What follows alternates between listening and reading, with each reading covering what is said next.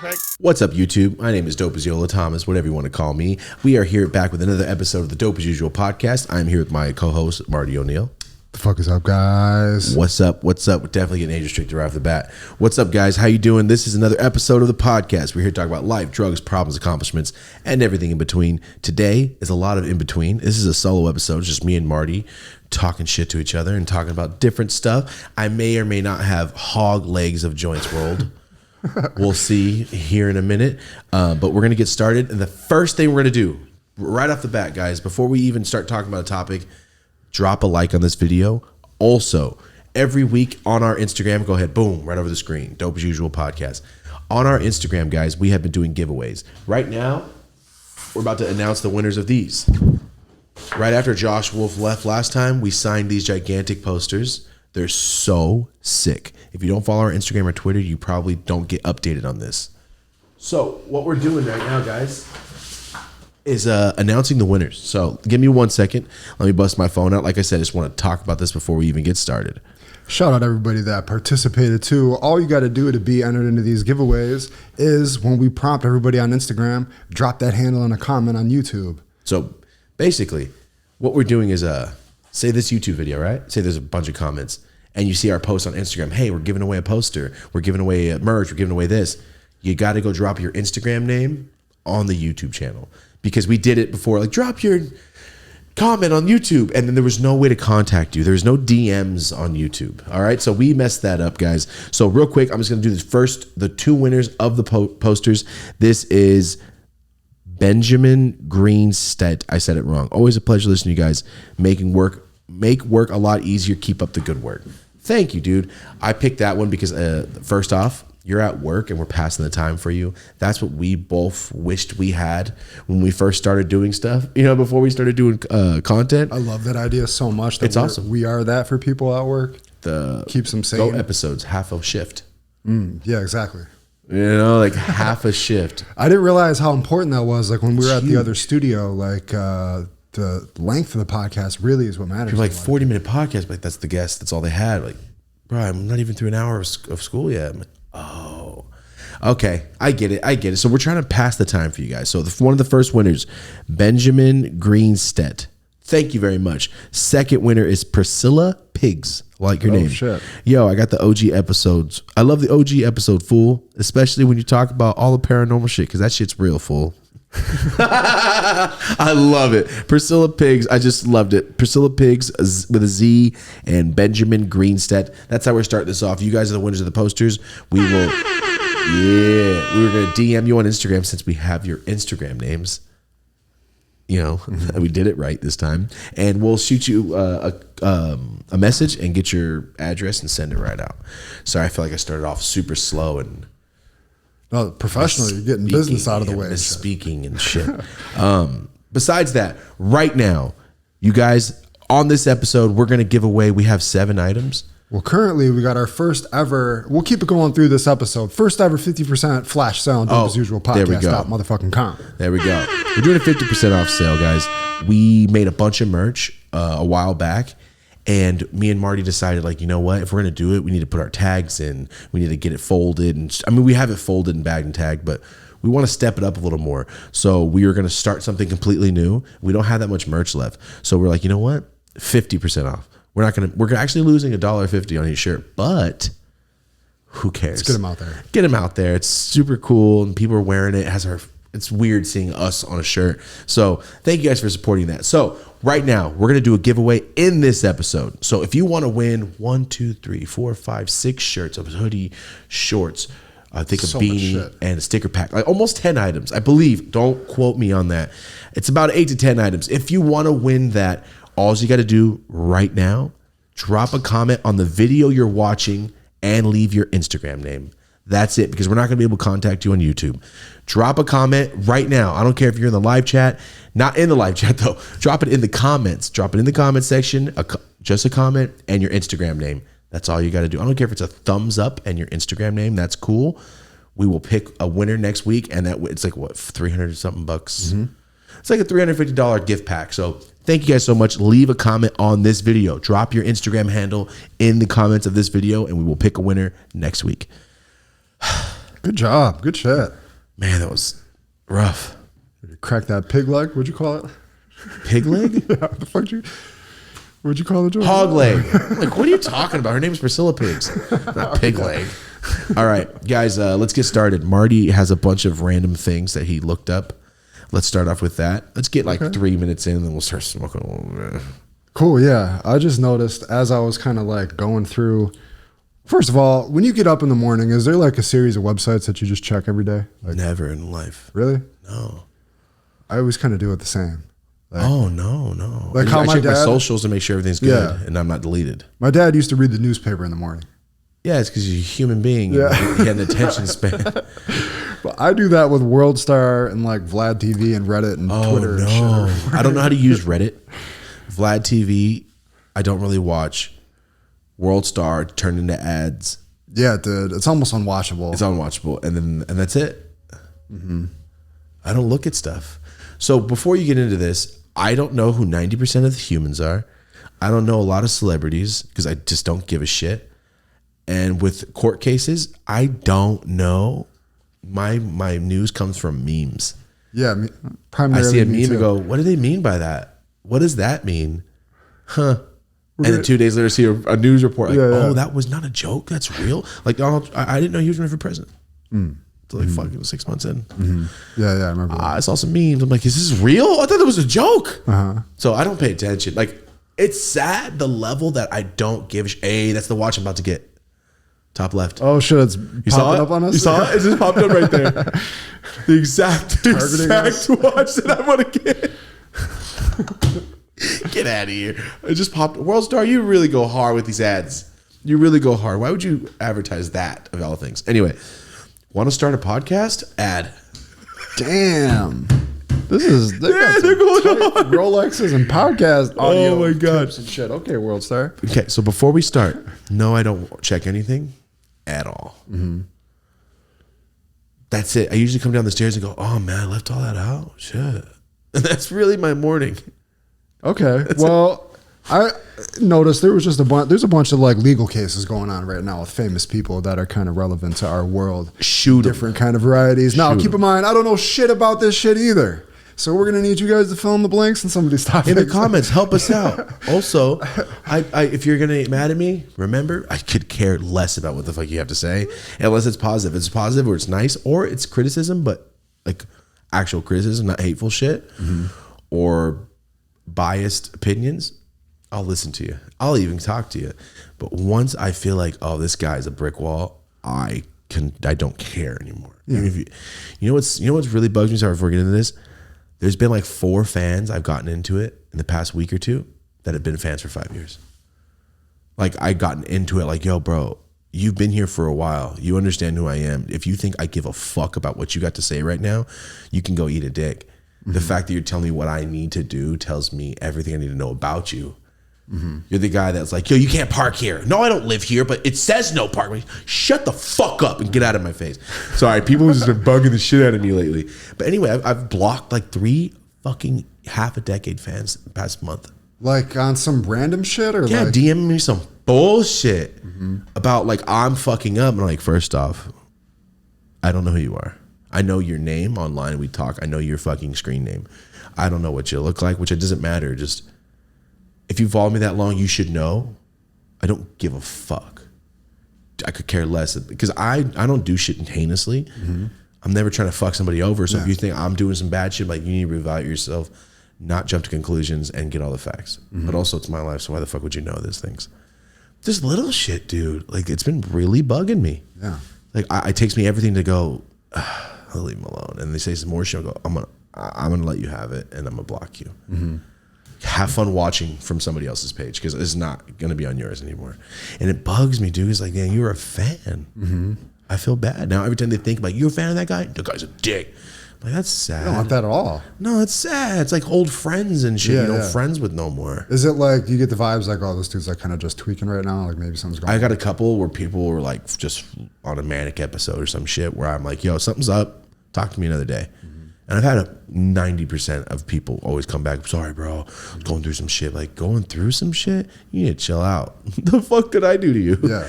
Like, oh, sorry, I was just, me and my girlfriend. I'm like, that's why I called you a spick. Like, bro, what the fuck are you talking about? You're insane. Yeah. Crazy shit, dude. Anyway.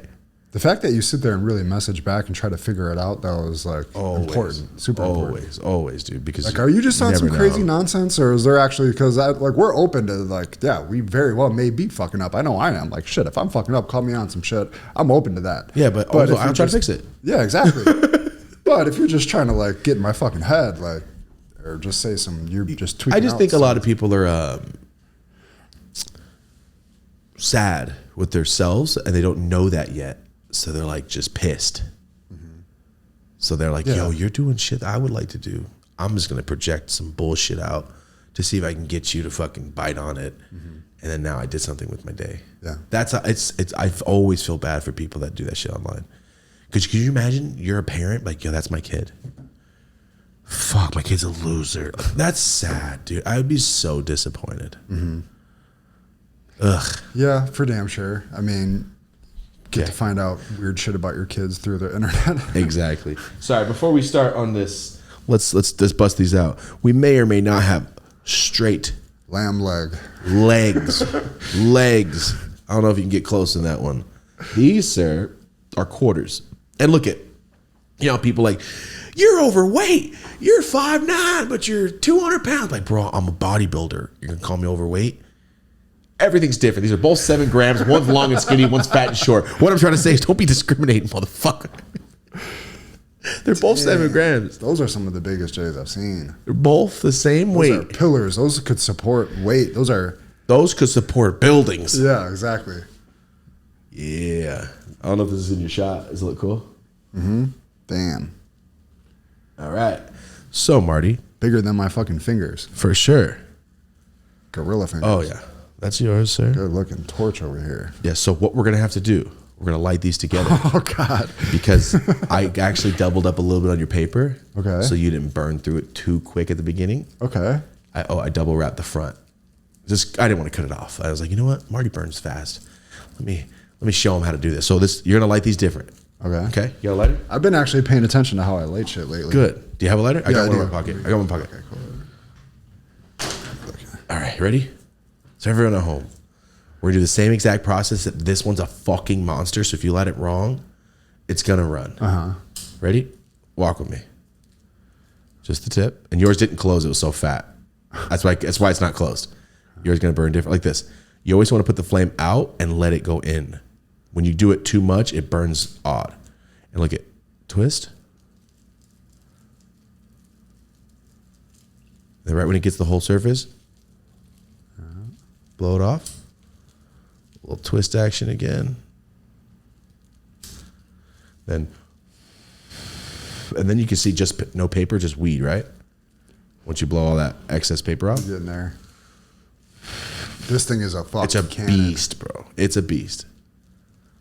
CBX tropical heat and some biscotti runs or some bullshit.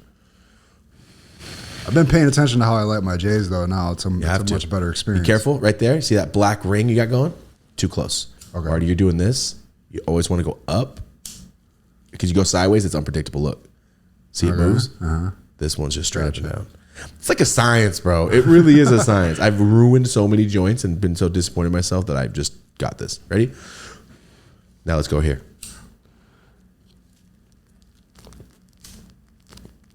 Like Larry Lawton, cigar style, like this. Out in front, and you put your joint into it.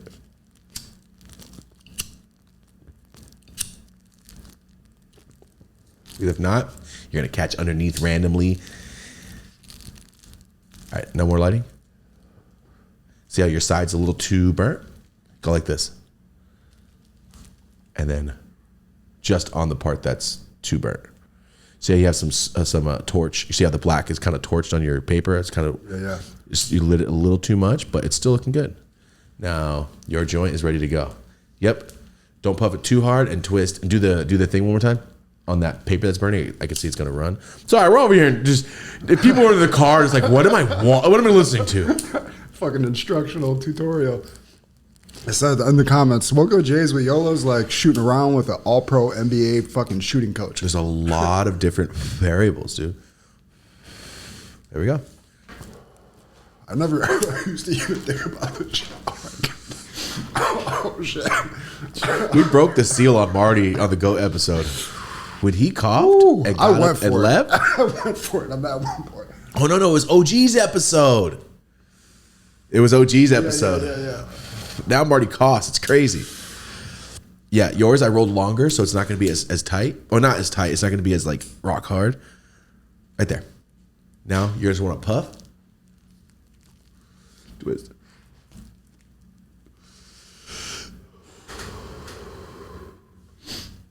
Let that simmer. All right. Let's talk about court cases. Yo, I love this. Jesus Christ. We need quarter joints every episode. This feels right. This does feel right. I like. This is what we do. This is our thing. Yeah, hella cameras to pick from. You want to hit it slower? You have the lungs of a monster. The second you pulled, vacuum. I can see it. Really? Not bad. Just, you got some strong lungs. You got those cold air lungs. All right, let's get into these court cases. So, did you grow up listening to Lil Boosie? No. Who was it that was just in here that said that he was their favorite? I don't remember. I think he's awesome. Mm-hmm. But I did not grow up listening to Southern music. I didn't so much either. He kind of came into my awareness like INDEPE, all that whole shit. Wipe me down. I bumped that song a lot in my car. I like that song. But he obviously is one of the top rappers that's crossed over on fucking social media and like still relevant and shit. He did the 50 Cent route, was hilarious. He's just a hilarious person. So you're like, yeah, I kind of hear what else you got to say. That's a good point. I will say, I never seen nobody talk to Lil Boosie like Mike Tyson did. Yeah. That was uncomfortable. It was very uncomfortable. If I was Lil Boosie, I'd be like, yo, I'm just going to let this motherfucker talk to me. I ain't trying to get punched by this fucking dude or have problems with this guy after at all. It's not Mike Tyson just a fighter. It's like, you are an affiliated 50-year-old man with fools that love you so hard they'll kill for your ass. Across Earth. It's not just him. That's true. The things that come with you. And I mean, not to mention, Tyson just disarmed a guy with his hands, like at the comedy show. With a stare, he made the guy put his gun down. The guy had a pistol at him. Mike Tyson did nothing but look at him. Can't remember if we talked about that or not. We did. We need to react to that video. I want to break that down. We do. We got to. Here, hit this. Damn. Switch joints. Are these different? You're going way too hard. I got one mode. I know, your joint's going to be gone in less than 4 minutes. All right. I should have rolled you a fucking shorter, fat one. I knew I should have gave you that one. This is Tropical Heat from CVX. That's some runts and Tropical Heat. Okay. Oh, yeah. You're just ripping it. Because you're doing it to that one, too. This is you. You got one mode. You're right. You got one mode. It's okay. Not a bad thing. Not a bad thing. I need you on my team if we have a competition. So I know that. Okay. All right. I might be good for that. You would be very good for that. All right. Lil Boosie. What's wrong with him? So apparently the FBI just took him down based off his IG footage. For what? For having a gun. It's a gun. He's in the South. Who gives a fuck? You're not allowed to gun? I'm imagining he probably has a couple prior cases or whatever. BB gun. It was a pellet gun. But I'm saying why I wanted to bring it up is because literally they're sitting around watching his live and then rated him afterwards. Of course and shit. They are. You know, it's a really good. Right? I'm a cop. Everybody, let's do this. I'm a cop. I really want to catch Lil Boosie. I can't get any of his homies. I can't get into his house. How am I going to get in there? You know what? Let me watch this guy's live. He's on the line every day. Done. The internet is literally evidence. Stop doing shit that you're not supposed to do on there. But anyway, the headline today, because the headline like yesterday was he went down, all this shit, but now it's granted bond and gun case, documents reveal. So is that why he was selling his Cullinan the other day? I saw Lil Boosie post a video, cash right now, $240. I'm like, $240 for the white Cullinan? That motherfucker is worth $340 on Instagram or some shit. Yeah, it's like $340. The black badge, that's just like $490. You are losing $100K on your brand new Cullinan? Something's going on. I didn't know he was going to get. I didn't know he was in trouble. It's fucked up, man. Lil Boosie's awesome. He's gonna come out of this fade higher than ever. He's gonna grow more hair, get taller. His estate is gonna get bigger. His house is gonna get cleaner. All that shit. All right, all the good things are gonna happen. So, I'd love to get him on here too. He's not nearly as requested as he should be. That'd be a hell of an interview. He gets high as fuck. He talks like my neighbor growing up. Man, I told you, my neighbor, Mr. Edwards from Mississippi. Well, the way he talks, he's got that. That's how my neighbor talked. But except he was coach from Waterboy. I couldn't understand any. Are you from Oregon? Are you going to Oregon now, Tom? Oh, I'm going to Oregon. Hey, now, Thomas. That's what you said. Okay. Yes, Mr. Edwards, I'm going to Oregon. I don't think I've ever actually met anybody like that in real life. I love it. I used to sell weed. Real quick. I used to sell weed to this dude. I won't say his name. I don't know if he cares. I don't know if he knows or wants that out. I used to sell weed to this dude. He's like real small dude. Real short dude. He's got like the weirdest blue, like your Bill's hat, blue eyes, and he's a black dude.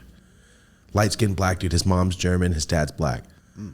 When I met him, I go, your eyes look like a fucking water oasis. Stop staring at me. You're going to get me pregnant, motherfucker. Jesus Christ. But I looked at him and go, what? That color blue on the screen. Damn, I was like, what the fuck? It's your watch. Blue. Okay. It blew my mind. I'm like, you like a National Geographic cover. Anyway, how much weed do you want? So the story I told on Storytime where I was delivering sacks on my first days of delivering pizza and my car wouldn't start and this old man came down and helped me, that's who this is. That's my friend's dad. Okay. He's from the South. He's from, I believe, Alabama or Georgia. His name was Jim. He passed away. His name was Jim, and he was about 70 years old, and he worked for GM for 35 years. Damn. Did the paint. He knows everything about fucking paint that you could possibly think of. When I got my Monte Carlo and I pulled up, his face lit up so fat, and he looked at me. He always said, youngin. He always used to call me youngin. And he used to call Rosie darling. Hey, sweetie darling. And he'd walk in, his old little shuffle here dude. He's an old black dude from the South, and he was like hip. Like in the 70s, he'd be doing this shit. Oh, okay. Motherfucker. That's the kind of fool he was. Like, he'd be doing this a lot. Swagging around. Hard. Yeah. Very hard. He had two girlfriends. One was in Oakland. One was in Frisco. He was the coolest old man. He drove a Cruella de Vil Cadillac. Not ballin' old man, like a dope old man. And then I would trade him 5 grams, and he would buff and wax my car. One time he did it, and I FaceTimed somebody from it, and they didn't realize I was in a reflection until I backed up. Oh, shit. I posted it on Instagram. I went, hey, what's up, guys? How you doing? And I backed up like, that is my car. Shining like, it looked fake. It looked like a GTA render. Anyway, Jim was from the South, and he talked like that, man. He had a sick-ass accent. So yeah, I only know a couple old school shine. Old school shit.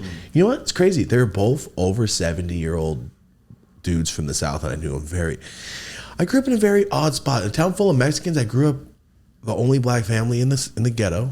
All the rest are Mexicans, and they're the only black family in the whole fucking Merced right there. Mr. Edwards and everybody. When my mom saved that kid from choking to death, that was the neighbor. Crazy shit, bro. I remember they named one of their grandsons Beach Nut. Remember the group Beach Nuts? Oh, Beat Nut? Beat Nuts. Okay. His name was Beach Nut. His real first name, Beach Nut. And I go, Beach Nut. No, that's not his name. And he was older than me. And Mr. Edwards' wife sold candy through the whole neighborhood. So I would go in there, and she was the scariest woman ever, and she was so mean. But every time she'd re-up on candy, she'd be like, hey, what's up, guys? I'm like, oh. Got some candy. We'd walk in. I remember being a kid with change. I'd walk into her living room. She'd have 2 shelves. There's hella chiclets. There's gum. There's single sour strips. You know what I mean? There's warheads. Options. She took them out the pack and sold them individually. She was hustling her ass off. Every candy you can think of. And I'd walk in, and they were all on shelves. I'd be standing there. Come on, hurry up. She was mean, old lady, dude, from the South. She was not nice to us. She wasn't nice to anybody. The candy lady is stereotypically nice. Yes, Mr. Edwards was nice. You know, I don't want to say that because their grandkids like, yo, you talking about my grandma? I'm like, yo, I'm just saying your grandma was very, very not friendly. You can have an opinion. I can have an opinion. I think she was cool. She was a very cool lady. Mr. Edwards' wife, she's got to be cool. But yeah, Beach Nut, he was like 4 years older than me. And I remember those fools, you do wheelies. I'm like, damn, these older kids are so sick. But yeah, I grew up with those kids my whole life. And then on the other side of me were the Mexican kids.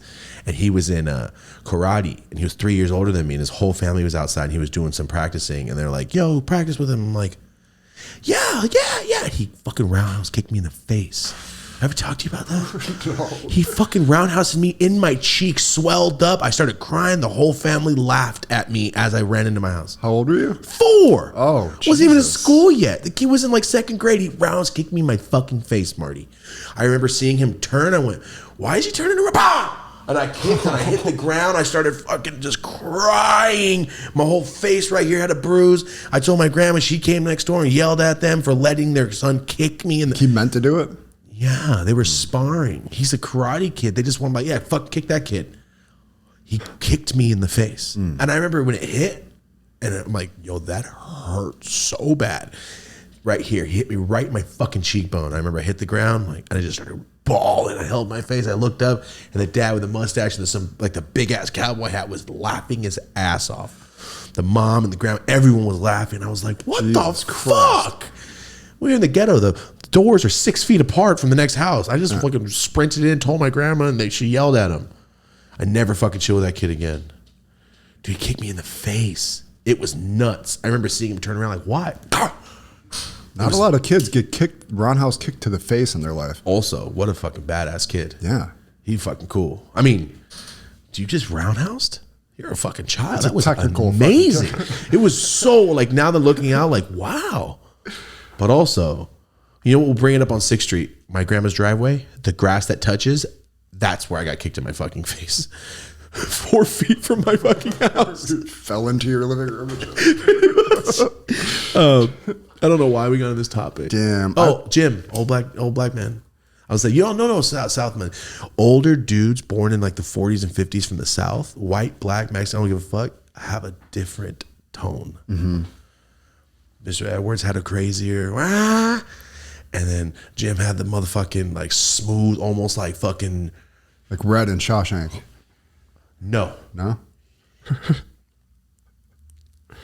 You know the motherfuckers that walk down the street like this and shit in the 70s, all smooth. That's how he talked. Okay. Like some of the slang he would say, like, what the fuck does that mean? Leaning towards like James Brown. Yes, and always said cats, not people. Oh, this Gotcha. cat over here. There's a young cat down here. Fucking Jim was cool as hell. I was getting dressed, putting my fucking pants on for the Denver Cannabis Cup, I think in 20s. A cup out of state. I was putting my pants on, get ready for the cup, and then someone called me and was like, yo, Jim passed away. I'm like, fuck. I remember, Jim was cool, man. Really cool guy. Always owed me money. He never, once I fronted him an 8th once, and he let it ride. He'd come up like, yo, here's that money I owe you. Thank you. Thank you from me. Another Come bag. on, youngin'. From me another bag. Well, yeah, bag. From your little bag. I'm like, I'll get paid, next week. I'm like, got you, Jim. No worries. That shit lasted 3.5 years. He never once totaled it out, and he did it. One time I got irritated with him. I remember. He had like a revolving line of credit. That was always I got irritated with him once, and then he damn, don't get mad at me. I was like, come on, Jim. Bro, what are you doing here? He wanted me to front him like an ounce. I'm like, Jim, I already you haven't paid me back for the and I was like, nah, man, can't do it. He's like, you're not gonna do it? He got kind of irritated. I'm like, no, I'm not. It was weird because I always did everything for everybody. Got irritated off not getting fronted? Yeah, he's an old man. Yeah, he sometimes bring his old ass homies too. Mm-hmm. They were all old as fuck. Same fucking dudes, old as shit.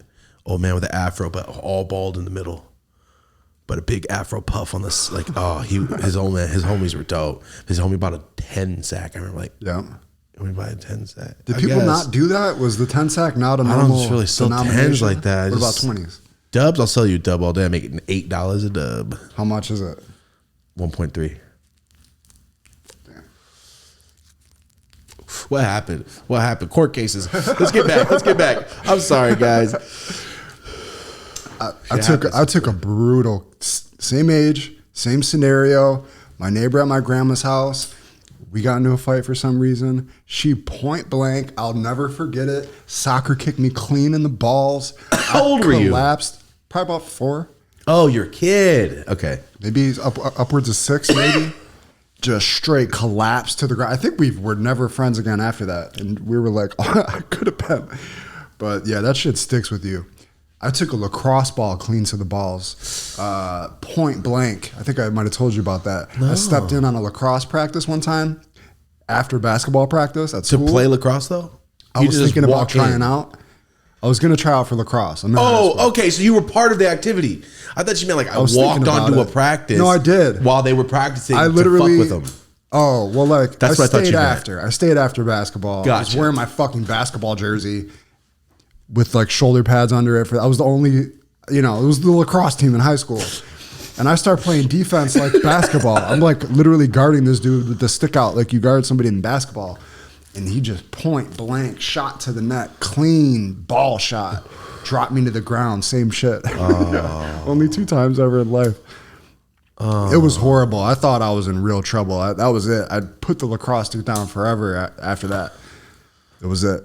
Rocco was 5, and we asked him what kind of party he wanted. We have a picture. He wanted a mustache party where everyone wears fake mustaches. That was his theme. And he walked around with fake mustaches, different ones every couple minutes. And then we were water ballooning. And I got this water balloon, and I was hitting, Rocco, Memphis, my other cousin. Rocco comes up to the porch like this. 5 years old, probably 6 maybe. And I throw the water balloon at him.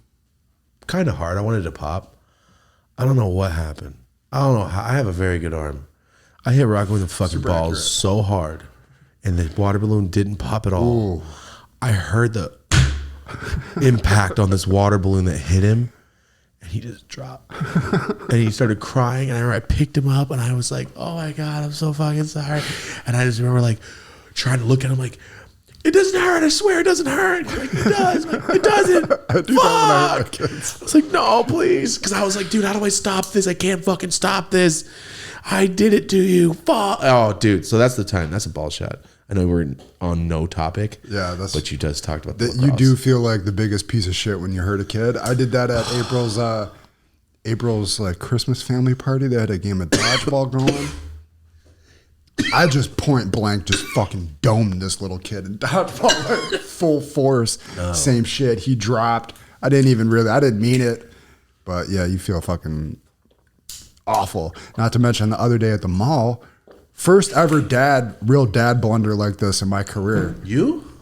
Put Emmy on my shoulders, walking through the parking lot. Boom! You hit her head. Yes.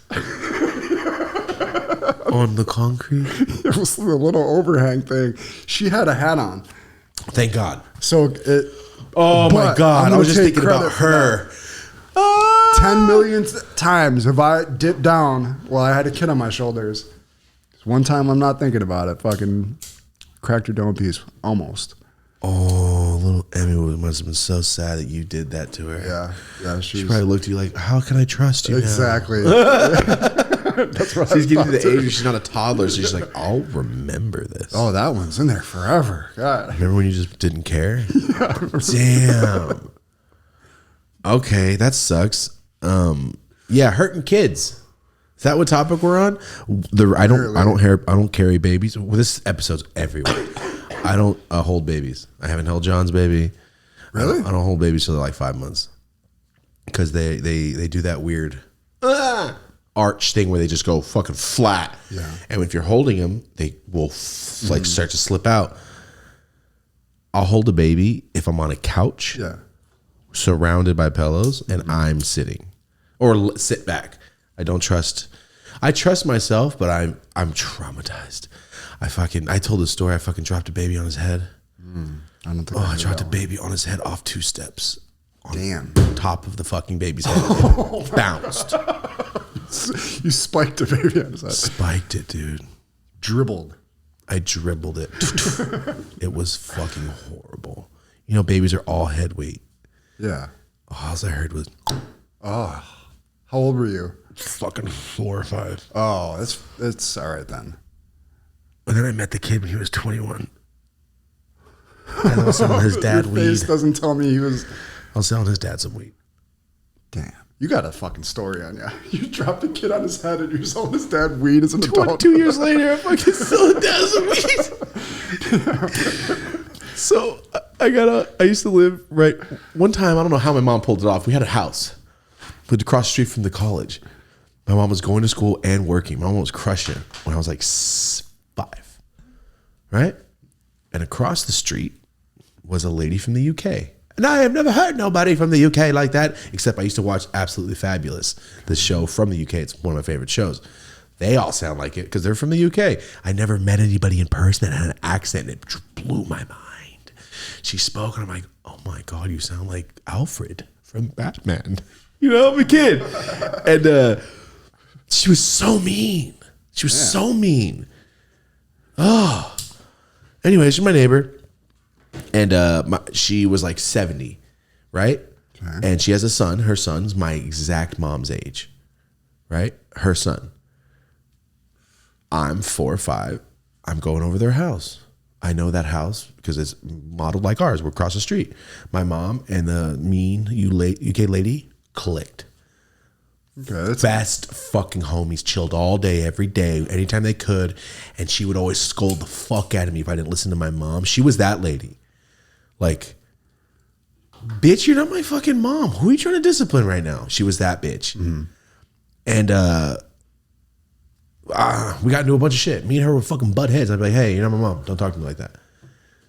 And one time I hid in a fucking drawer to get away from her ass once because she was coming in to make sure I was asleep, and I was in the hallway because I didn't want to be in my bed. And I jumped into a fucking drawer, and then she opened it. And she's like, go to sleep. And I kept thinking, like, Mom, where the fuck are you? Why are you letting this bitch fucking do this to me?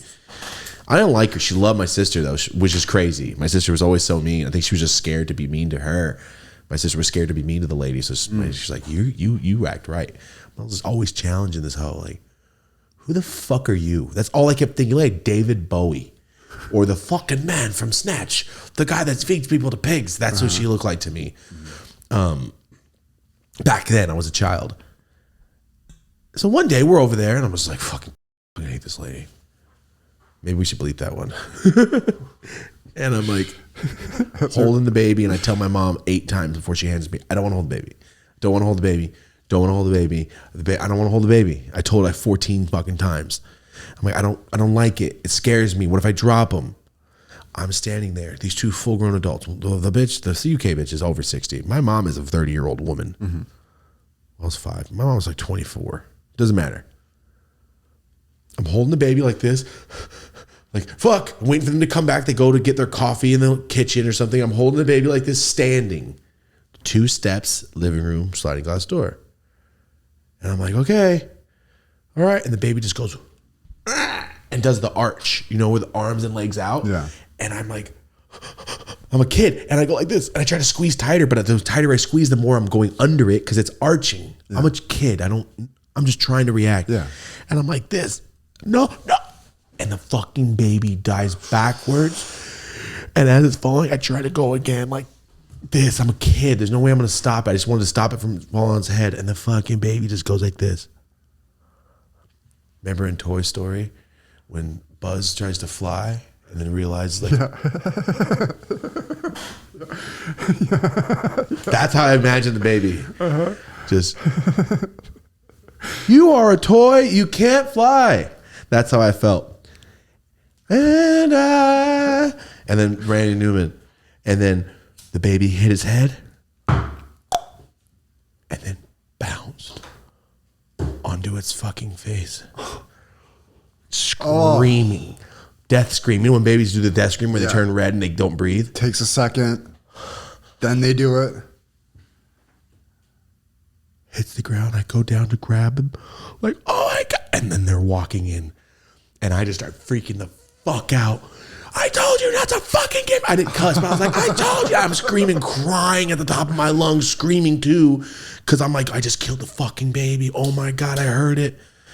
And then they look at me like I'm the dumbest fucking person on earth. And I'm looking at them like, how many times did I ask you not to give me the baby? Why did they force this baby on you? There's a couch right there. Could have just put the baby on the couch.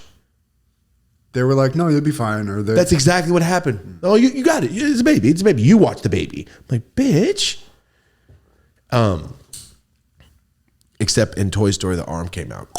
Baby arm didn't come out. Thankfully. And yeah. And I think about that song. We'll go sailing. That's how I felt. And then I screamed and cried. And then I never held a baby again. I didn't even hold Rocco till he was like 6 months. Damn. I was so scared. No, he was like 4 months. And we think we took a picture with him. And he's little. And I was like that. You can see it on my face. I'll find it. There's a picture of me holding Rocco like a newborn. And I'm like that. You can see how scared I am on my fucking face holding this baby. And Rocco. I'm just sitting there as a fucking child. I mean, babies are so fucking boring. Fortnite is here. Yeah, exactly. God, I hate holding babies, dude. That's what happened. Fast forward. Doing mushrooms with my homies. And they got this older dude, right? This guy's in his 40s. And I'm 19. Seldom. Fuck. I'm smoking weed with him. And we're selling weed. I sold him some weed. And my homies are like, yo, I'm going to get him a There was no Uber. He's like, we're going to get him a ride. Can any of you guys take him home? I'm like, don't trip, man. I'll take him home. It's Merced. So small. It's a mile away. I got it. I'm like, yeah, I'll take you home. And I'm like, oh, nice. You know, it's the first time ever meeting you. Yeah, I got you. But it was kind of odd. I was like, I've never met this person. He's your friend. I'll drive him home. It's fine. He was cool. So we're talking, driving, hitting streets. Grand Theft Auto camera. You imagine us above the, going through. Above our shit, just talking. Hey man, blah, blah, blah, do this. Oh, you're a Giants fan. Yeah, I'm actually from New York, man. Like, yeah, I could tell. And you can tell you with your accent. He's from New York.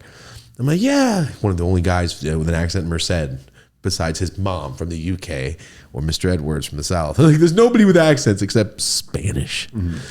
And we're hitting streets. I'm like, oh, I used to live around here. He goes, oh no shit, yeah. And we're turning, and I hit the street and I go, I actually used to live on this street. He goes, no shit. I'm like, yeah, that's crazy. And I drive, and as we're pulling up, and it's a cul-de-sac. So we're like 2 houses in. His house is on the back left. My house is on the back right. And I was about to go, there was this bitch-ass old fucking lady from the UK, and I hated her. I was about to fucking speak those words to him. And he goes, this house. And I go, this is your house? I pull up and it's her house. I go, this is your house. I go, what's your mom's name? And he says it and I go, and I say her name back. I go, that's your mom? And I go, wait. Did I drop your son on his head? And I go, did anybody? He's like, wait. What'd you just say? I go, do you have a son? I was like, he should be about this old. He goes, this is exactly how old he is. I go, wait, do you know Emily? He goes, Emily grew up. Yes, and Pepper? Like, he's like, I'm Thomas. He goes, Thomas, like, Emily's little son? And he goes, shut the fuck up. And I go, you helped me build my fucking Power Ranger. You put them all together on Christmas Day. There's a picture of it. There's a random white dude looking at Ned Flanders. I'm like, that was you? He goes, you're the little fucking kid. You used to come in and look at the pool. Your sister, Shireen. I'm like, what? And I'm like, so I dropped your kid on his head. I'm the one. He's like, you're the kid that, oh my God. Maybe that's why he's a fucking asshole.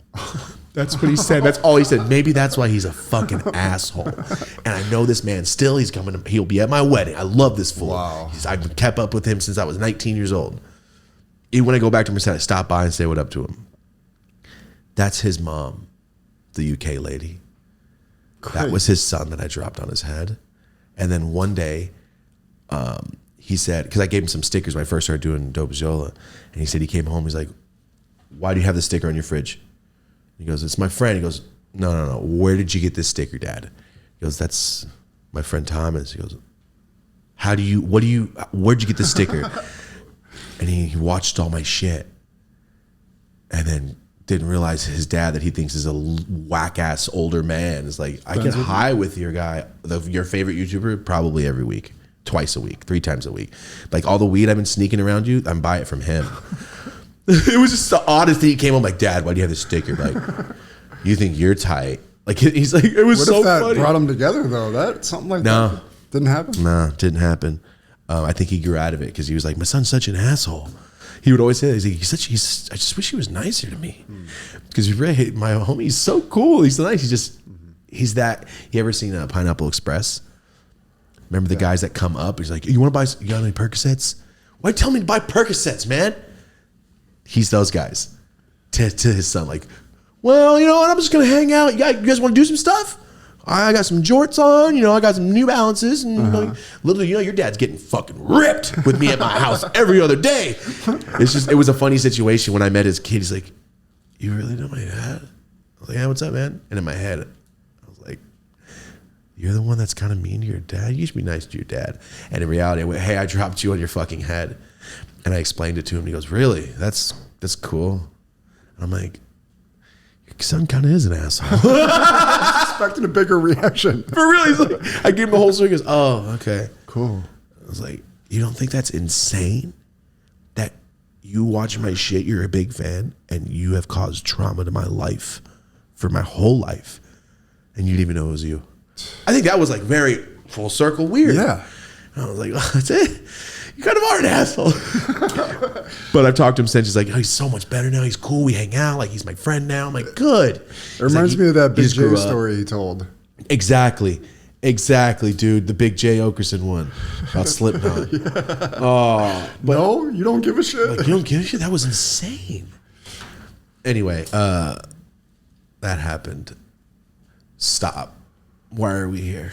It made me think of my worst parenting moment ever. Ariana was probably 2. So I'm a new parent, struggling super hard. So I go into Wilson Farms with Ariana. What does that mean? It's like a grocery store? It's more of like a corner store. It's like a chain corner store. Cool, 7-Elevens, but bigger. Yeah, exactly. Just like a 7-Eleven basically. And I was refilling my fucking Green Dot prepaid debit card because we were probably in check systems or some shit. And like I'm arguing with the lady at the counter over this like fee I was having over the card. And like I had to call the bank and whatever shit. And I'm like, there's people behind me. And Ariana had never done anything like this before. As I'm doing that, she fucking just leaves. She fucking just leaves. The way you said it is like, yo, we're at the bar and she got pissed off and just bounced. She fucking just leaves. She was just like at my legs, like the whole time. And then next thing I know, I'm arguing with this lady, just trying to figure out what it. And somebody walks in. Hey, is this somebody's kid? And it was the biggest piece of shit moment I've ever felt in my life. Lowest point, possibly. I didn't even realize she had fucking dipped outside and she was outside wandering around. Couldn't have been for more than a few moments, a minute, 2, but like, but after that, I remember I was fucking, I don't beat the shit out of myself up mentally a lot. That was definitely one of those moments. Like, oh, you got to really you can never, ever let your guard down ever when you got this kid. No. Never. So, yeah, it was it was a good lesson learned, though, because I think about that shit all the time, and I've never, until I just bumped Emmy's fucking head the other day, I haven't had an incident. Dude, I'm so on top of it when I have to have kids around, too. I remember once, we'll get onto the topic, but I remember one time I was at the Grove Apartments. I was in 10th grade. Rocco was 8 months, and I watched Rocco a lot. And I remember we have those glass side tables, and you put the glass down inside, and it has the groove where the glass goes down. Mm-hmm. But if you go from the bottom, you can take it out, clean it. They're old, they're heavy. I remember Rocco, he's doing his thing, he's crawling. I'm just chilling, and I always hear him. He's a baby. I make sure he's good. He's crawling around, and I'm watching them, I think, the movie Blow, and I'm just watching it. I'm like, what? It's been a couple seconds. Where's Rocco? And I look over. I'm like, it's so quiet. And I look down. And I'm like, what's going on? What is he doing? And his face is bright red, crying, like tears, but no noise. and he put his hand under the glass and pushed it up and got one finger stuck. Oh, God. One little finger was stuck in the groove with all the weight of the glass on it. Ugh. He's trying to cry. And it must have been like fucking 5 seconds this was going on. I didn't even notice. But I fucking lost my shit. Like, oh my God. This motherfucker's finger. Like, I was just, oh, dude, what did I do? Because when it's on your watch, like, what the fuck is wrong with me? He doesn't understand that would hurt him. You know what I mean? I just felt so bad. There's a couple instances in my life where I was like, until you get used to watching a little kid. I had never really had experience with a kid before that. Oh yeah, same here. Same here, man. We were lucky April knew what to do. She just knew what to do across the board, and I just kind of followed along and learned, you know. By the third one now, I got it down. Our kids' heads are getting bumped on the fucking wall. I guess I know. Okay. Very huge left. Rant City. Yeah. That was one court case. Okay. Whole joint, one court case. Can we just talk about that? Yeah. What's next? That was like a whole experience, fucking burning down that joint. All right. Now, another case I don't know anything about. Hit this? We got NBA star Zion Williamson. Don't know who that is. Plays for the Pelicans, New Orleans. The Pelicans? I know, right? Who's Worst that? name of all time. I'm sorry if that's your team. Where are they from? The New Orleans Pelicans. That's new. That's a newer name. Yeah. Okay. I was like, it's not the worst. The Washington football team is the worst name of all time. Washington football team is better than the Pelicans. We don't do shit but swallow stuff, is what your mascot is. We only swallow shit whole. Famous for being a swallower. And nothing else. Yeah, bro. The fuck? I would have a sick ass voodoo fucking logo if I was from New Orleans. I would do something better than the Pelicans. Is it like a Pelicans a lot down there? Apparently. Is that the bird of the state? Yeah. That's fucking stupid. Sorry. Zion Williams. I don't know who that is. I don't follow basketball as much as I used to. He's a basketball player for that team. Yeah. Continue. So apparently there's this girl that was like threatening him over a sex tape she had. Like, with him. Yeah, like, Pelicans, you better release this motherfucker. I'm getting ready to drop this tape. You better release him. That's one of the things. Did she think this was going to work? I don't understand what she was really going for. There's probably more to it, but she was like threatening to release this tape over online. And then Twitter deleted her account, which I kind of respected. Let's go. It's another. Yeah, Twitter's no platform, like, bitch. Twitter's like the Spotify around here. They do shit. They do shit that's like, oh, it works. What you guidelines say, it works. Sick. Yeah. So yeah, I just wanted to get your thoughts on that. Like, my thoughts. I'll break it down for you right now. What's her name? Doesn't matter. Who gives a fuck? Some dumb bitch. Allegedly, Mariah Mills. Honestly, I don't care if people get upset over me saying that. I don't care if she gets upset. That is the most scandalous shit I've ever heard in my life. NBA, I have sex tapes of me and Zion Williams, and he also has them on his trap phone at NBA Pelicans, at NBA. Trade him now. Trap phone? When you don't sell drugs? It's the wrong word. It's the wrong term. Yeah. He's a fucking basketball player. Burner phone works. Yeah. Second phone works. Other? Yeah. Trap phone is stupid. Trap phone just shows me that I think that's why weed's gone downhill. That everybody thinks that they fucking sell weed now, and that's why all the prices are fucked up. Because everybody's trapping. That pisses me off more than the sex tape threat. Sorry, more than the threat. It's like, proper usage of the trap. Yeah, like don't say that. You're also putting a whole bunch of other shit on him by saying that. Yes, yeah. The first thing I thought of, what do you mean it's trap phone? What is this fool doing? People just don't understand terms.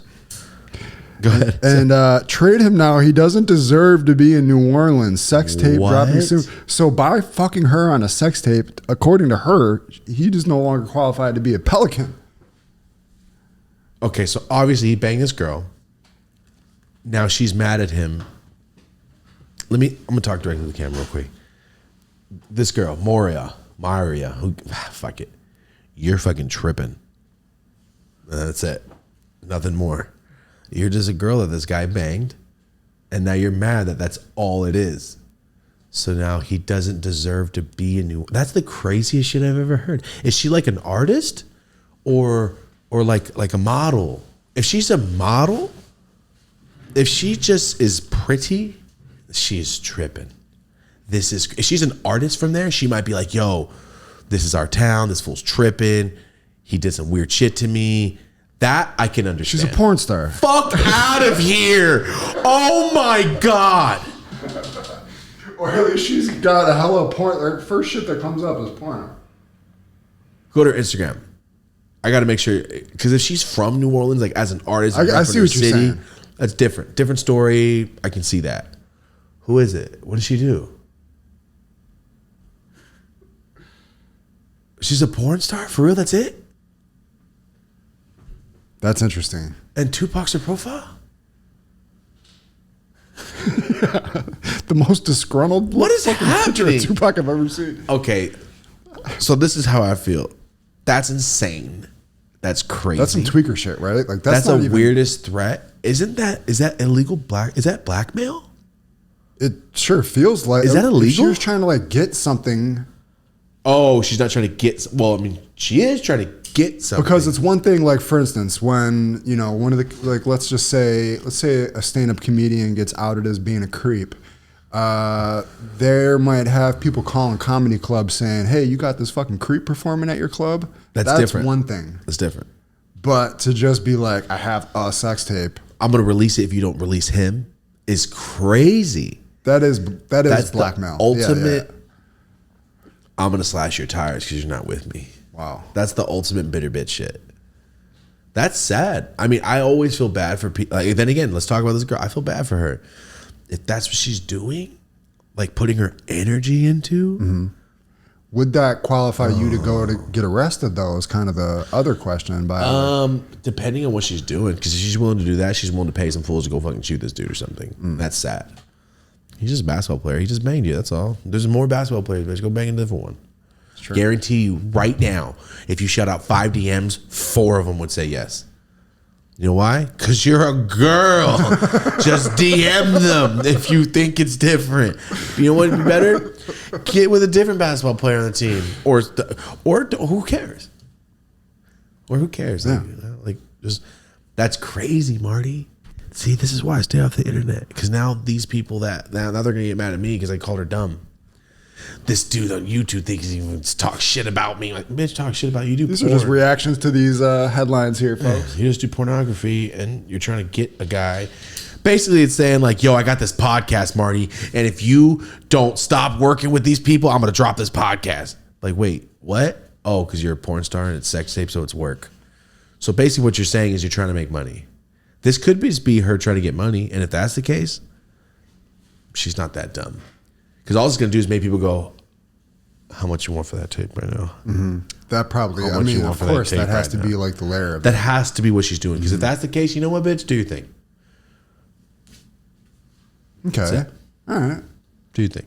Because he probably was like, yo, girl, I'm going to get you this and that. And he's like, you know what? I don't like you that much. She's like, oh, I'm going to get what you promised me in one way or another. And if that's the case, she's on some CB4. If you got your own car and your own place, then use a businesswoman. If not, use a hoe. Mm-hmm. It's a good movie. Damn. In like adjacent NBA news, looks like they gave John Morant 25 game suspension. 25 game suspension. Here you go. This is another thing. Let's talk about this kid. He's another one of these people that would say trap phone. Gotcha. But never sold a sack in his life. Why is he rolling around with a gun? Look at that face. Go up. Look at his face and his pose. And you're going to tell me that man needs a gun? That fool needs some homies around him. That is a flamboyant pose. That pose doesn't scream gun villain to me. That pose screams, girl, that's what that post says to me. It could just be a frame, but I hope it's just a frame. Because that frame doesn't got a hook mustache. He doesn't look menacing. Can you find a different picture of him? I'm sorry. I feel like I'm over here talking shit about this man's pose, but he's the gun guy. I just saw him post a video. He had a. Oh, that was just a pose. He had the. That was a pose. I thought it was like he was gonna speak, like one of my homies. I had a certain voice in mind. Oh, that was just a pose. So wait, he had this gun lighter So I think he was like then trying to say like it was just a lighter or something. But he's gotten in trouble many times already showing guns, correct? This is my take on it. If you're an NBA player or a place where people look up to you, kids look up to you, you probably shouldn't be rolling around with a gun in your videos. It's a bad look. Not saying you're not entitled to it. Have that gun on you. You're rich. But probably don't, you know. What are other kids that look up to you going to think? Like, yo, well, he's got guns and he's a professional. Like, it's not a bad thing. And it's not the guns that's bad. It's the showing off of gun culture that's bad. Do you think the NBA has a right to tell you? 100%. Mm-hmm. Just like you can't ride a jet ski as a football player on the off season because you might break your arm. Mm-hmm. You can't be flashing guns on your Instagram. That's crazy. Mm-hmm. It's insane. If you're doing some tactical shit, looking like it's at a gun range and you're practicing, training, different. But doing this gun shit, waving it around, fuels the younger kid. When I was 17, I saw a picture of the Jacka, and he had this hat on, and he had 1, 2, 3, 4, 5, 6 like swishers, hello swishers, and I was like, that's the hardest picture I ever seen in my life. And the next time I got a swisher, I bought more swishers. I was like, yeah, that shit was hard. And it stuck in my head, and I just got so much swishers. I was influenced by a picture because I thought it was up. What am I into? Weed and shit. If you're into guns and shit, a song might influence you. Like, yeah, fuck yeah. A lyric, like, see, I just did that. I just shot out into a crowd.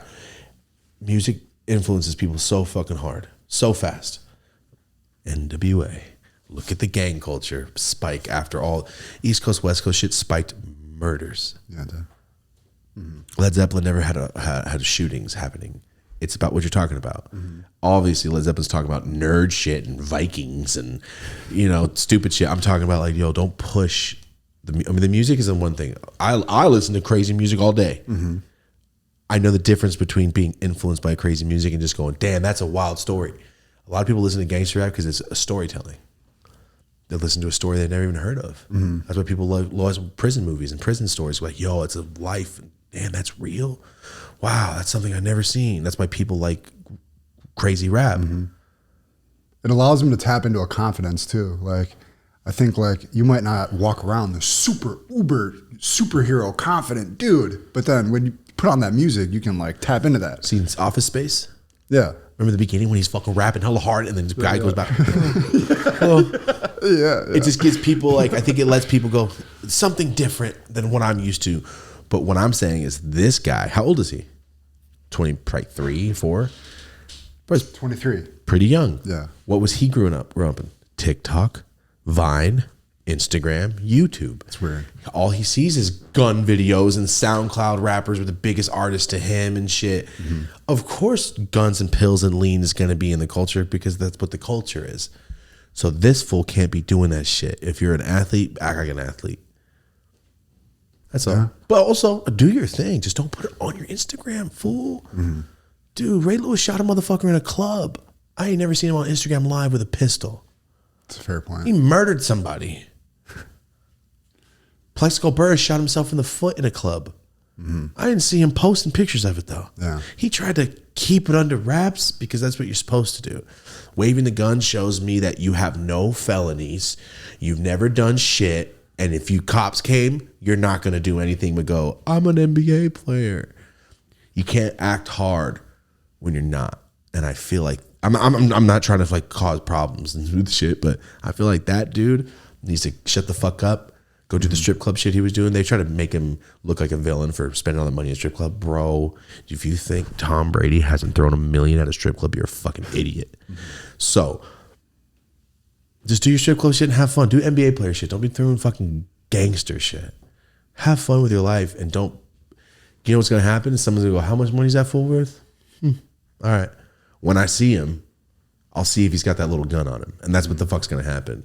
Because you can't do that. You can't act like that when you're not like that. And I'm not saying he isn't. Oh, yo, he might be a good ass fool. I'm just saying from the look of him right now, I'm just judging him on the book of his cover. He looks like a nice dude. Mm-hmm. Looks like a nice guy. And I saw the video where he's smiling and doing the gun. It's kind of like when girls do the tongue shit in videos. It's like a default. Yeah. It's like gun. Or when you see fucking fools show their homies and they just start doing this with their hands. Like, bro, what are you doing? Why are you pretending to shoot me? Like, I don't want to even hang out with you. You just shoot people? Fuck's wrong with you? That culture is everywhere. And I see it a lot. And it's sad. It's like, bro, do you really like shooting people? Why? You're going to go to prison forever. When the iPhone fucking 45 comes out, you're going to be in prison. And what are we going to do? Forgot you existed. So all these fools doing crazy shit on the internet with guns or fucking getting in fights and shooting. Like, bro, you're going to be in prison when motherfuckers are going to mop you forever. That sucks. Just because you wanted to be hard on TikTok, you are in prison now. I think people don't think about. And the last final thought is, I don't think he shows like, yo, you know, people look up to your ass. This gun waving just made it okay for fucking 30,000 kids to do gun waving now, which is not good. When you're an NBA player, if you're a gangster rapper, fool, that's what you do. They want you to level up to a level of like, be Kobe. Everybody should just try to be Kobe Bryant. Just try to be Kobe Bryant and be the fucking man and shut the fuck up and get paid $200 million. Yeah. And shut the fuck up and dunk the ball. When you're getting paid that much, people don't. I don't feel like have that much sympathy for like goofy No, shit. if you're getting paid that much, bro, get a security guard to wave his gun. That's what I'm right saying. behind you. Have your security guard with a fucking shotgun standing there. right there dancing with the gun. But not you. Like, you are worth too much money. I would expect somebody like that to have Obama security. Like, right? The level of like, you know, Lil Wayne comes But you shouldn't here. have to have that security because you know what? You know who doesn't? Kevin Durant doesn't. Kevin Garnett doesn't. Like they don't hold themselves like this. Yeah. And they're 7-something. They stand out. Yeah, literally. People know they're millionaires, but I guarantee you he's walking to a restaurant with his wife by himself. This fool needs that security because fools are going to try to test his ass. My April saw Kobe crazy. in fucking pavilions Oh, that's right. He's just walking around with his kids. at a grocery store by himself. Exactly, because he's just a basketball player. He's not showing, because you know what it is? People don't realize that when they do that gun shit, there's fools that are out there going, we'll see. When I see you, because that's all they have in life. You're challenging their craziness. Thank you. And it's not a challenge to them, but they're insane and they're going to take it as that. Yeah, exactly. But, oh, you think you're hard? How much is he worth? Fuck this fool. That's what people do. And that's why they test rappers so hard. Like, oh, that's what you're talking about that in the story. I just killed 3 fools last week. I might shoot you and take your shit. But I want to see if you're really hard. It's like prison shit. Like, yo, we're going to come test your ass fucking now acting like that. Really got to consider that shit every day. Every time you step out of the house. Anywhere you're at. It's a weird lifestyle because it's like, I don't know who is listening to my music, who likes it, who doesn't like it, who feels a weird way, who like anybody's butthurt about nothing. Everybody you pass in these little towns now, like, the shit is different for sure. Bro. Especially when you're really putting yourself out there. When you're putting yourself out there and in a negative way. Yeah, exactly. Oh, you better be on your shit. Yeah. You have to be. You know what I mean? Like, I guarantee you, J. Cole rides his bike around. J. Cole's one of the most famous artists in the world. He's just riding his bike, chilling with his headphones on. There's a reason he's not talking about fucking pistols and saying that he's hard and saying he'll shoot people, because people that shoot people go, oh, do you?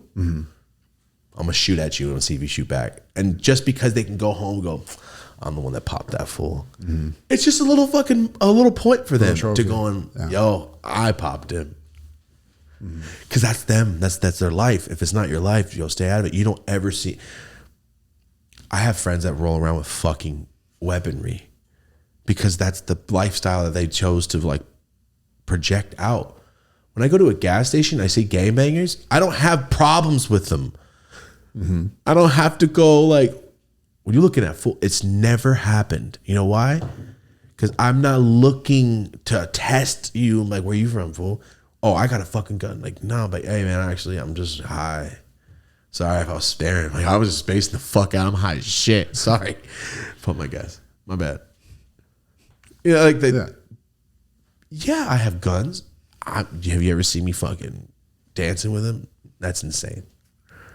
And that's the reason why, like, I feel like I'm at the grocery store, fool, it's fine. If a gangster comes up to me, his gangster friends will be like, fool, you know who that is? Why are you testing this fool? He's like funny. He's just chilling. Not a gangster. What the fuck? It's just, I don't know, dude. I've seen it. I've had hella gangbanger ass fans. And sometimes I'm like, oh, what's this fool want? I had staring at me one of like our gangbanger fans come up to me the other day on set. Oh yeah, that's right. Fucking sick. cool. That's sick. It's always like, oh, you're staring at me because of what? What am I doing? Oh, you're a fan. Fuck yeah, good. I thought some shit was gonna happen. We really had that moment. Yeah, you guys did. Shout out to whoever that dude was. Yeah, I was done. I'm walking in my car and shit. We kind of locked eyes. It's like, oh, that looks like a gangbanger. Going locked eyes back again. Oh fuck. What's up? Third one's the bad one. He's like, I love your videos, bro. You know. Yeah. But see, that's the thing. It's like we don't put that out there. And if we did, like Milk 74, we brought him on the show. We could have problems right now, depending on the way we act and ask him about stupid shit, and the stupid shit we ask about, and they're laughing about it. Maybe we laugh about it, and that gangbanger's like, oh, you're laughing about me on the fucking internet now? Watch when I see you. Yeah. And it's like, yo, all we did was an interview. Like, no, you didn't. What you did is you fucking pushed this little beef bullshit. You wanted to talk about it. And now you have to fucking deal with consequences. You can't just be like, oh, I'm just the interviewer. You can't do that shit. Very, very true. Can't do that shit. That's why people are like, you can ask him about this. Like, no. Yeah. I was so proud of that interview because we talked about his life. We didn't talk about nothing, sort of like drama. No drama. Because why? Like, you guys could do that shit. So that's the thing. Like, you walk around, you're like, oh, what's up, man? I like your videos. I get gangbanger ass fools come up to me all the fucking time. And it's always chill. I'm always like, what's up? I mean, like, once again, like,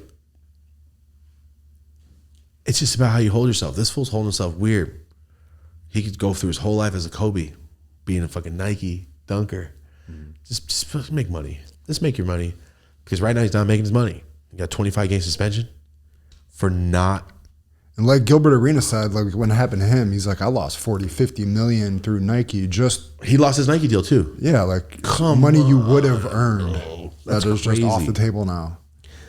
You're so lucky to be the 0.0001% of people that get to do this in their life. You got to like respect it, is how I feel. Yeah, but like, remember Johnny Manziel? I know this is off topic, but Johnny Manziel, the quarterback, can't remember where he's from. They kept like, oh, he's drinking, going to strip clubs, he's partying. Like, bro, he's a fucking rich athlete. Leave him alone. And then it got so big. They were talking about just like this, but except this is a gun thing. It's just, what do you guys want to bitch about next? Is really what it is. How about you just stop filming them? They're doing it every day. You think people aren't? Matt Barnes said, what do you say? Every day I'd smoke about 40 blunts. We call like 8 girls over. We'd be getting high and getting drunk. And then, we fucking go to practice. Like, bro, sick. Yeah, man, we're just young and rich. We were rich. Super rich. Really rich. Like 40 mil kind of rich. Just don't video me. That's all this shit has to happen. No phones inside. No phones inside. And all these problems go away. But this fool's on his live, which is crazy. He's putting himself on it, which is the worst thing. Like, just, you can't do that. If someone catches you doing some shit, different. That guy's a dick for posting it. Yeah. You know what I mean? Like, right now you're the dick. And for everyone in Memphis, they're like, bro, you're good. We need you on the team. Yeah. Could you stop fucking up? Twice? Because real fans are pissed, you know? It's the second time they really did it. Like, real fans are upset. Like, bro, why did we pay this money for this guy? He's good, but he's not even playing now. There's so many players. That, and also, there's so many more people that would love your spot. You can't be doing shit like that. That was a long rant, but continue. I have more joints. Yeah, Memphis, pick up Professor.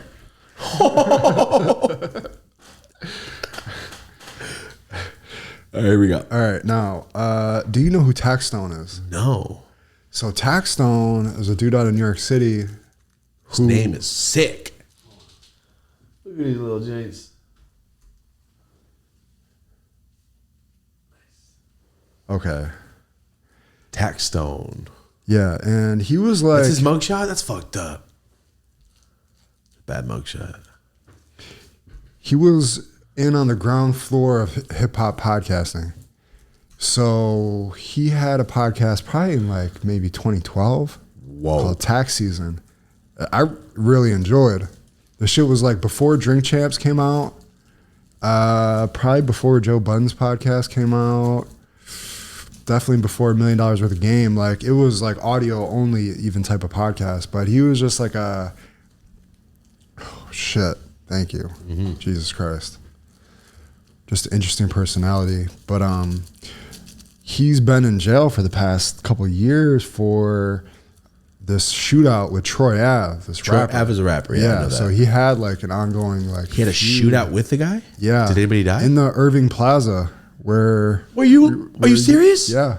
He shot out in that nice ass place. Oh, those people are scarred. Isn't that where you did the meet and greet? Is that why I'm thinking of it? Something just happened there. Wait, you're talking about New York? Yeah. Irving Plaza. Sorry, I was thinking the Irvine Spectrum. Oh, no. God.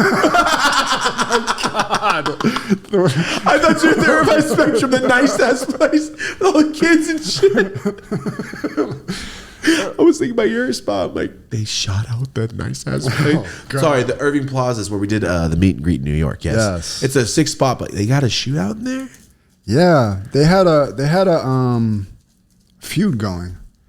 Oh, okay. So did anybody die? Yeah, I think Troy Ave's bodyguard.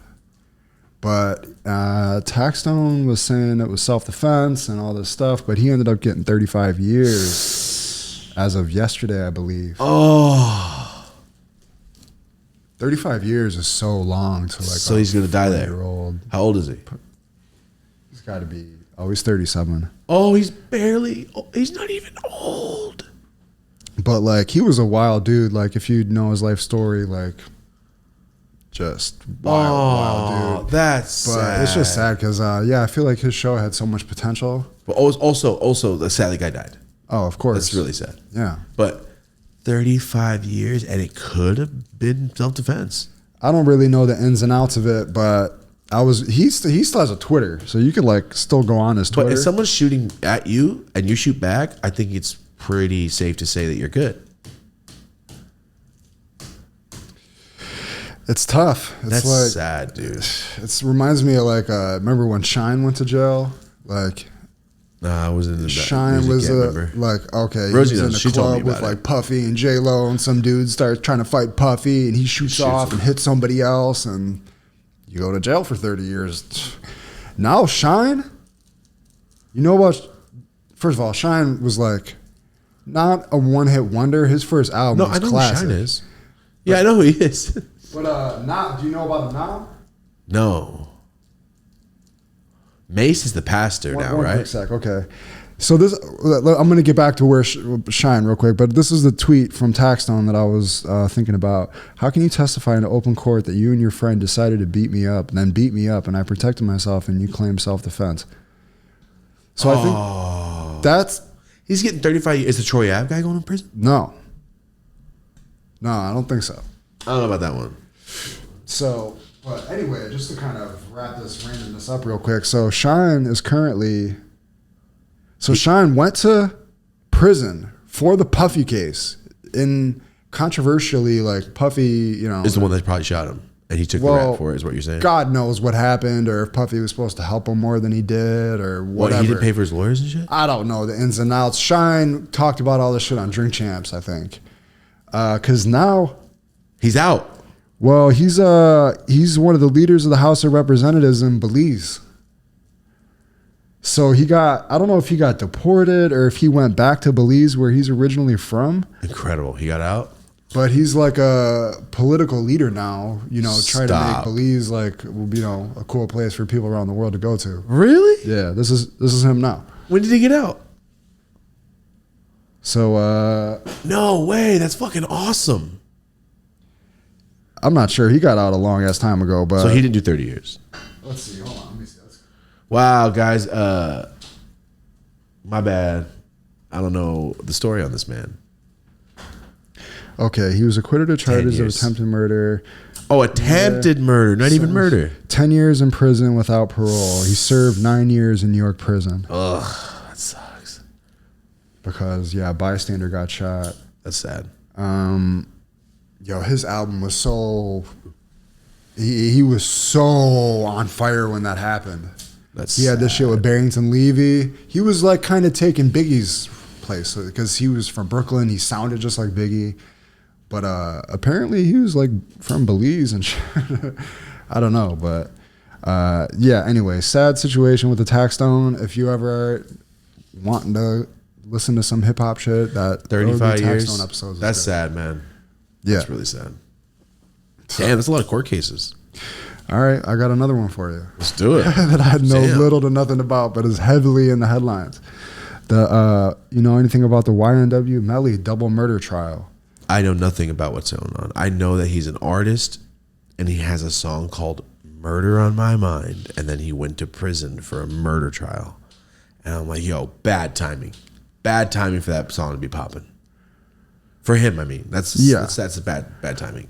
I noticed today his attorney had her own mugshots posted, old mugshots of his attorney. Oh, what you go to jail for? Viral. What you go to jail for though?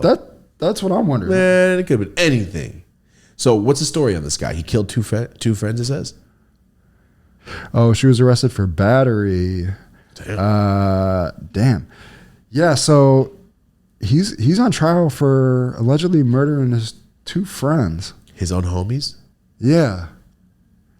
And they were grilling the fuck out of the lady from T-Mobile, the video clip that I was watching earlier. Why? Because the lady from T-Mobile's like, the phone towers are going to pick up the strongest signal, not necessarily the closest signal to where they're at. So I can't exactly tell you, like, because they're trying to say that his cell phone wasn't his type of shit. What? He's only double 24? Murder. Oh. All the little clips I see him on trials, him like smiling and making little like janky little smiles and shit. Like, really? It's a weird thing to watch. They probably just if I was on trial for my life, maybe he's smiling. He's like, I didn't do this shit. I'm getting off. Could you imagine? Oof. Damn, double murder. That's sad, bro. He's only 24 years old. Oh yeah, he's facing the death penalty. Damn. How did he kill him? Was it bad? Did he stab him up or what happened? All right. Oh, okay. So it took place back in 2018. Damn, he was 18. Drive-by shooting. 19. Yeah, they're trying to use that cell phone data to put it against him. It didn't really seem like it was going great from the footage that I watched. Well, that sucks. The data doesn't prove. I don't know if this dude's real last name is Demons or not, but I think it is. Somebody's last name in this shit is Demons. Jesus Christ. Well, yeah, all kinds of shit. I thought you might know about this dude. I never heard of his music or anything, but I don't pay attention to shit, dude. This fool's trial is kind of like, it seems like it's kind of taken on like all the qualities of that YSL trial, like. Oh yeah, he's still in jail too. There's a lot of fools in jail right now. That sucks. That's a lot of court cases, Marty. It's a fucking lot. Not to mention your boy pushing P's. Like, it's been the rapper Gunna. Yeah. I never really listened to him before, but all I know is everybody thinks that he snitched on people because he got out. I also think that he said something to get out of jail early, and the other people who are still in jail. Sounds like you did something different. I don't know what you did. Sounds like something different happened. Is the world accepting him back in? I have no idea. I don't know. I don't pay attention. I didn't really listen to him. The world accepted R. Kelly back a bunch of times. R. Kelly is in prison. He's never coming back. But I'm saying, he had a couple waves where he did come back, I feel like. Oh, yeah. You know what I saw this morning? Vlad TV is on a podcast, and they ask him a question, and he says he has an R. Kelly interview unreleased that he's not going to put out. He said he interviewed him last week in prison over the phone. He said he interviewed him, and at the end he told R. Kelly he's not going to put it out because R. Kelly, all he wanted to talk about was conspiracies on why he's there. Oh, shit. I would still be interested to see that, I guess. It sounds crazy. But fuck R. Kelly. It must have been real bad for him to not want to put that shit out because he'll post fucking anything. R. Kelly's a piece of shit. Yeah, of course. If one drop of that is true. Yo. Yeah, oh my God. I know. My kids still like sing I Believe I Can Fly or, you know, all that type of shit. Like, bro. I always forget that's R. Kelly. It just reminds me of the beginning of Space Jam. Bill Cosby. Why has everybody got to be such a goddamn creep? Sucks, dude. But yeah, R. Kelly, fuck R. Kelly. Drip, drip, drip, drip, drip, drip, drip, piss on you. I mean, if they were openly making fun of it with Dave Chappelle and it took 20 more years for him to go to jail. It's true. Insane. Like, it was common knowledge, almost like joke shit. Insane. Bro. But yeah, there's like this YouTuber dude I was watching. There's people just kind of dedicated their channels and shit to covering all the crazy shit going on in these trials. You want to know more details about this shit? No shit. Yeah. I honestly, I don't think I could put my time into a trial. Some people really like. I remember they need hobbies. Remember like the Casey Anthony trial, like stuff like that. I can't stand when people make shit their whole life. You know, then again, do your thing. I don't give a fuck. You know, I could care less. I don't care when people do that. I'm gonna continue with my life, and you do your thing over there. Because if you think that that's the most important thing in your life, that's insane. The bitches, whatever the deed is dead. It's done. You're not changing anything. You know what you could do? Watch the last episode. I always do that for Rosie. Like, Rosie, can we watch just the last episode of this fucking murder mystery bullshit? Please. 12-part episode to find out the shit I called in minute 7. The prime suspect was this man, since he had blood on his dick, mate. He's probably the one that did it. Probably the guy that did it at the end. And they found out that blood was the blood from the girl. Like, bro, the blood was on his dick. Yeah, we knew it was him. I fucking hate murder mystery trial bullshit. Rosie loves it. I'm so fucking, I hate it. I hate it so much. Yeah, I've almost kind of phased it out of me and April's life. She stays up later than me, so I kind of make her like force it to after I go to sleep. Nice. Fuck it. Yeah, which is nice. Like, what, you're really going to sit here and watch this shit as you fall asleep? I just don't like hearing people get hurt like that. It's like, and then they cut her leg off. Like, bro, she was just at home cooking? That's fucked up. I don't want to hear about this. Sad. At all. Not even a little. Cut to me listening to the most violent gay I'm over here listening to Necro talking about crazy shit. I don't want to hear about people getting hurt. I cut his wrist, kid. Sorry, go ahead. Next one. I don't know if you saw this. That may Please, or may not what is be. Happening with this? What's going on? I think that was our last fucking court case. What is that thing? What is happening with that? So, from what I read about this little pod ship, the Titan submarine, this dude was giving tours of the Titanic. But like, this is him in this video right here, and he goes, that little green button, he's like, well, this is the only button for it, and we control it with this PlayStation controller. He's literally got like some sort of fucking... What, his submarine? Yeah. Okay. It's like literally a fucking Dreamcast controller or some shit. Okay. So what happened? So him and I think 4 passengers went down there, like a billionaire dude, some other people. A billionaire went down there? To tour the Titanic ruins, and they went missing. So the whole thing? Yeah. So I was watching this like... How deep is it? It's fucking deep. They said how deep it is. Hold on. What? What's happening out here? What did they find the Purple Heart? About 13,000 feet. Miles down? Wow. How'd they even find it? So... It's miles down. 370 nautical miles? How the fuck long is a nautical mile? Fucking off the coast of Newfoundland. Okay. Oh, Newfoundland. They got some big dogs. So they were saying that either they got tangled up in the wreckage down there. Oh, and couldn't back out? And they're caught in the wreckage, which is like best case scenario. But we're filming this Wednesday. The video, the expert that I found was like, we have until about Wednesday if that's the case, because they're going to run out of air. So wait, there's no GPS on it? Apparently not. Billionaire got into a tube with no GPS on it. But the other option being that they sprung a fucking leak, which obviously, you know. They're dead. Yeah. Why don't they just go down there? It's not hard to find it. It's in the water or it's not. Canadian aircraft searching the Atlantic Ocean detected intermittent banging noises from the vicinity of its last known location. Crews searching, banging sounds. I don't know how you could hear something and not be close enough to find it. That like the Manscaped right. Ads going. Yeah. Manscaped ads going as it's going. These people searching for these people's lives. And guy's cutting his dick hair. Yeah, and but anyway, so the whole family's so sad and they're worried. Dick hair ad. Hopefully they find them soon. That's fuck. Jesus. Yeah, so we're gonna file this under reasons why we don't go do deep sea cave diving or I'm honest, to be like honest. Bullshit. Calling bullshit. Right. You heard banging. You heard I gotta banging. call. Yeah, I mean, like while you're in a plane, you heard banging. That's like the headline on all these headlines is hearing banging noises. I'm gonna call bullshit. And that billionaire had a new patent on a drug, and they took that fucking ship and killed these fools on an island somewhere. That's all. Or they're down there going, they're right there. Point the camera up, we can't find them. They're right there.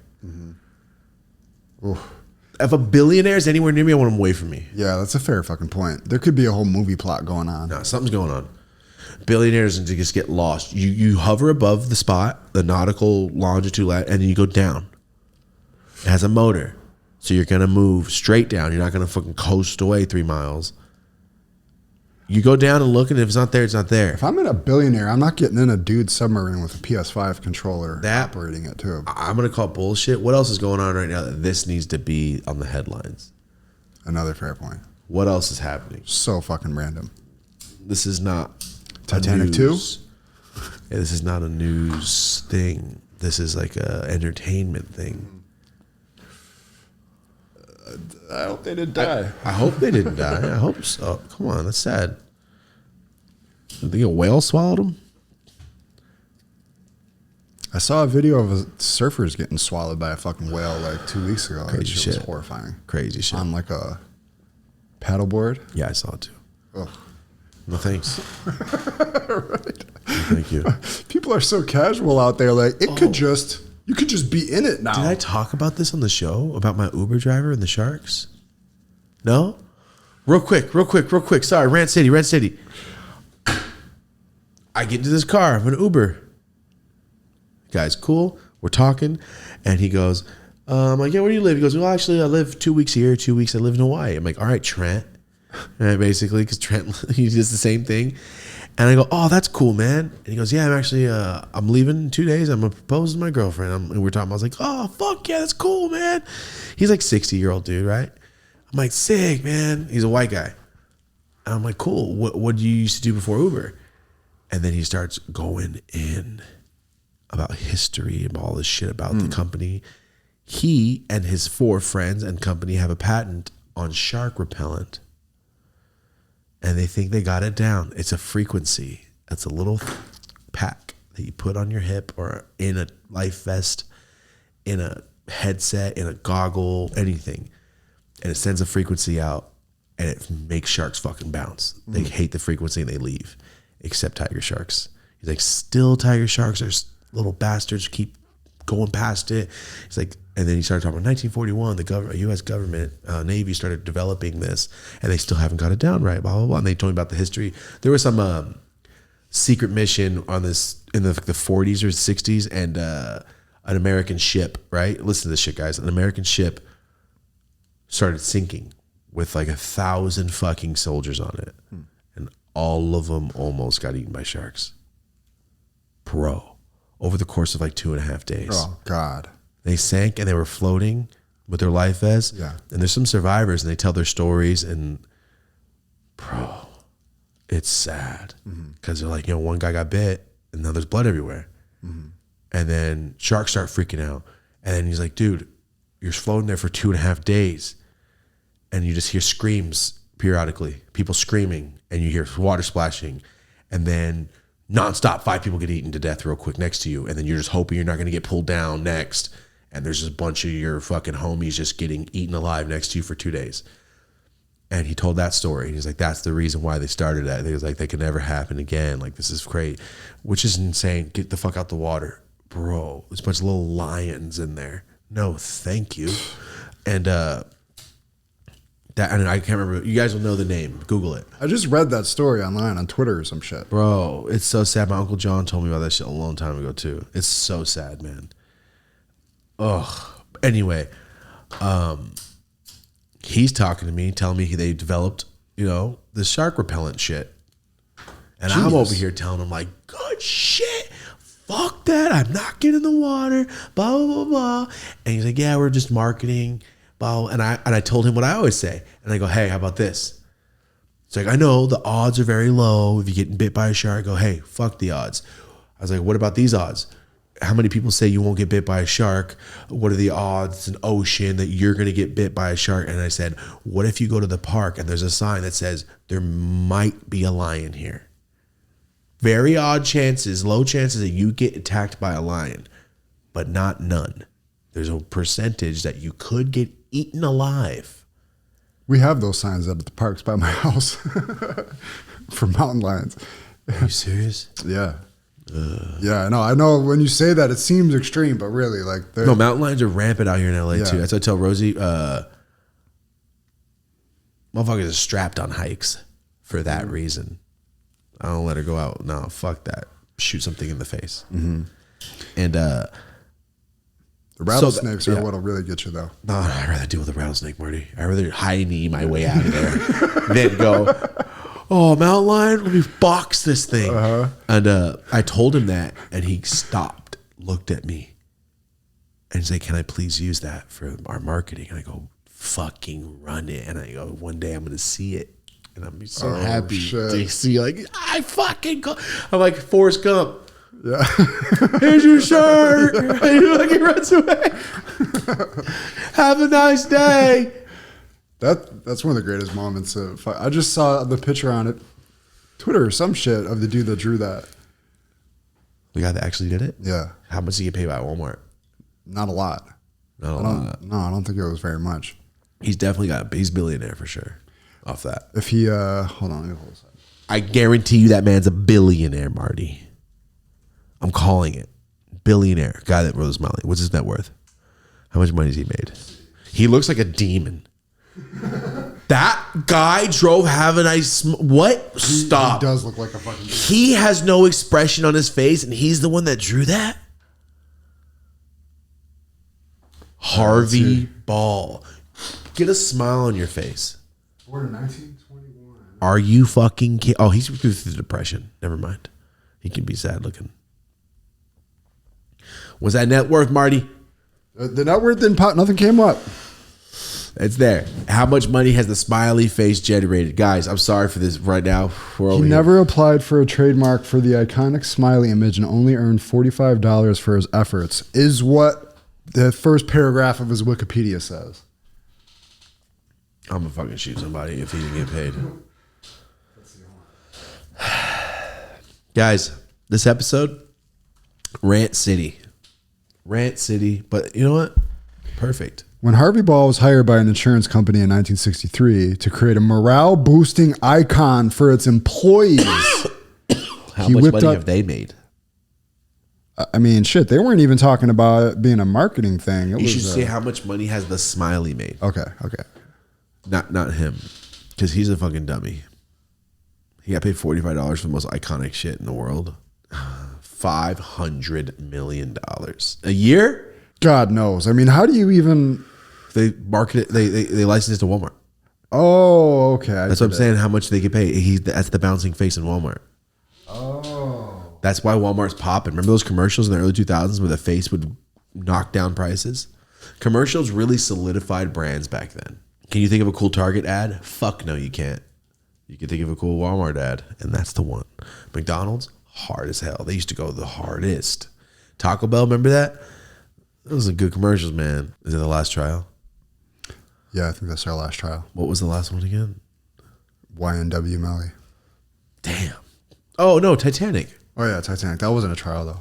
I mean, I guess it could News headline. Titanic, man, that's sad. I hope they're alive. Also, let's move on to something else. I have a little story, right? A little story for you guys. I'm gonna look straight at this motherfucking camera to tell you. Real quick. Guys, I went to a weed event the other day. Real fun. Awesome. I haven't been to a good weed event with a lot of people in a long time. I've been to smaller events, but not one that has that many people.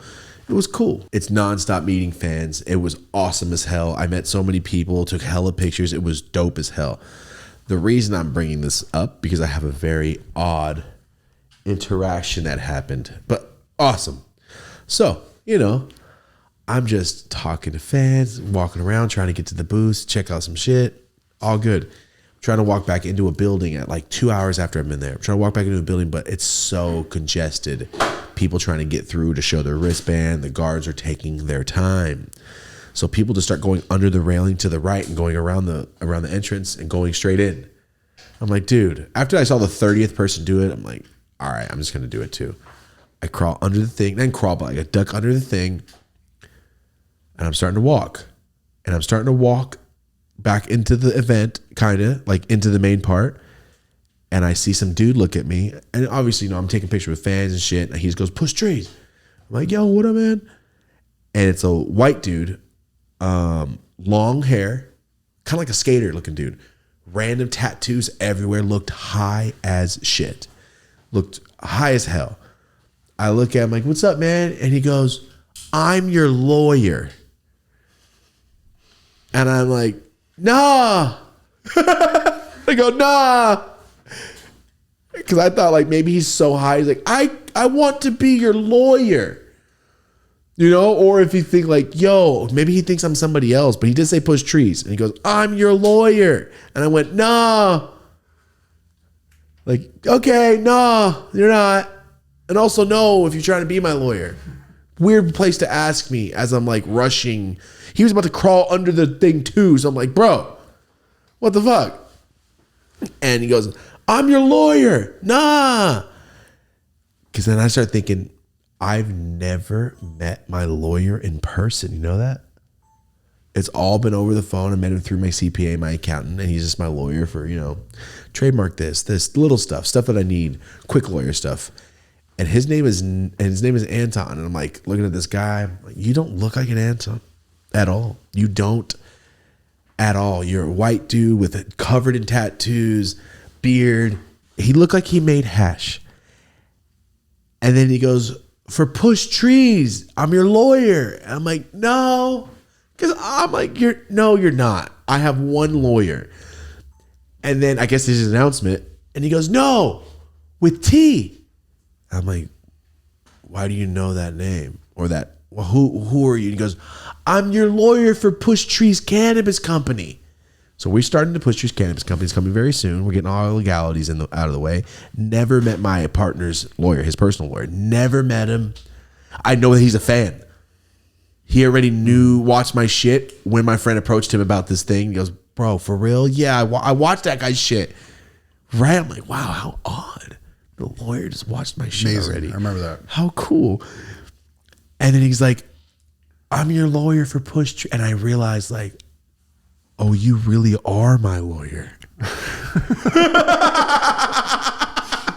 I'm the high ass one. I'm walking in a line as he's walking with me talking because there's a bunch of people behind him. Like, no. He's like, no, you're for Push Trees. I'm like, no. I'm like half walking. Like, what's up, man? Because I'm like, yo, who's this dude? Just like, I don't want you to be my lawyer, bro. If you're asking me. Yeah.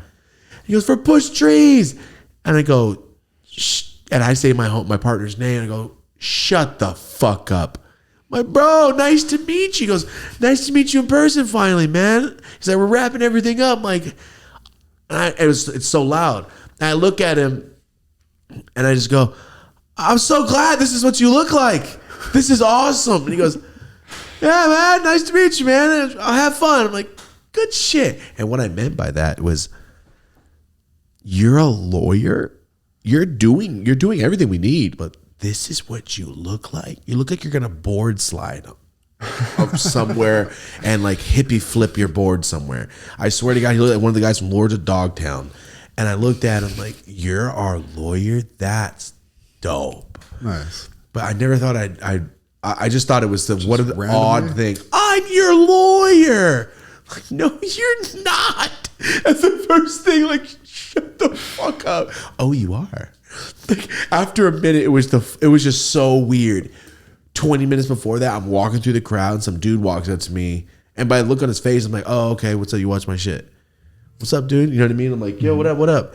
And dude, guy walks up to me. He goes, what's up, man? Here. Puts me on speaker with my partner. With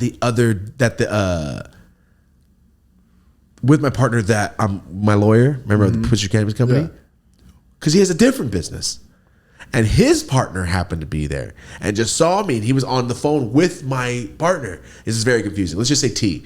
Okay. This random dude was on the phone with T as he's walking by me. He goes, bro, yo, I just saw your boy. He walks up and goes, yo, say what's up. I go, well, who is it, man? I'm like, what's up, dude? He's like, he just puts a phone in. I go, what's up? Because at first I'm like, bro, what? The fuck? Just put a phone in my face like that? What's going on? I'm not going to just talk to somebody. I do it all the time where I'm like, yo, can you please talk to my homie? He's at work. He couldn't make it. Yeah. All the fucking time. I'll hop on FaceTime with fools at work. That's fine. But just to go like this, I was like, what the fuck? I was like, what's up, man? He goes, it's T. I go, what? And he goes, oh, I'm T's partner. And I go, oh, wait. And then I recognize he looks so different, not in the grow. You know what I mean? He looked way different at a Canada's Cup all high. And I'm like, bro, you look a lot. He's like, I know I look way different. I go, yeah, you look like a regular high ass dude just at the Cup. Like, I didn't realize that was you. And then I'm on the phone, like, what's up? Yeah, all right, cool. And then 20 minutes later, I was like, our lawyer. I just thought it was really funny. Wow. Shout out to 420 Julian. 420 Julian won our golden ticket from the dopestshop.com. Yep. Nice. Drove from Chicago to go to that event. Nice. I ran into him right when I was leaving. Oh, shit. Never met him. Okay. Yeah, we haven't done the golden ticket. Hit the golden ticket. We're going to do the video in August. He just came out here for the event. Just how random, bro. And as I was leaving, we ran into each other. Oh, so he didn't even like... I didn't say that I was... No, he was just going to the event. Like, it was a cool, dope event. He was just going. Then I look at his homie and go, why do I know you? It's like, I know you. Indiana meet and greet and the New York meet and greet. Damn.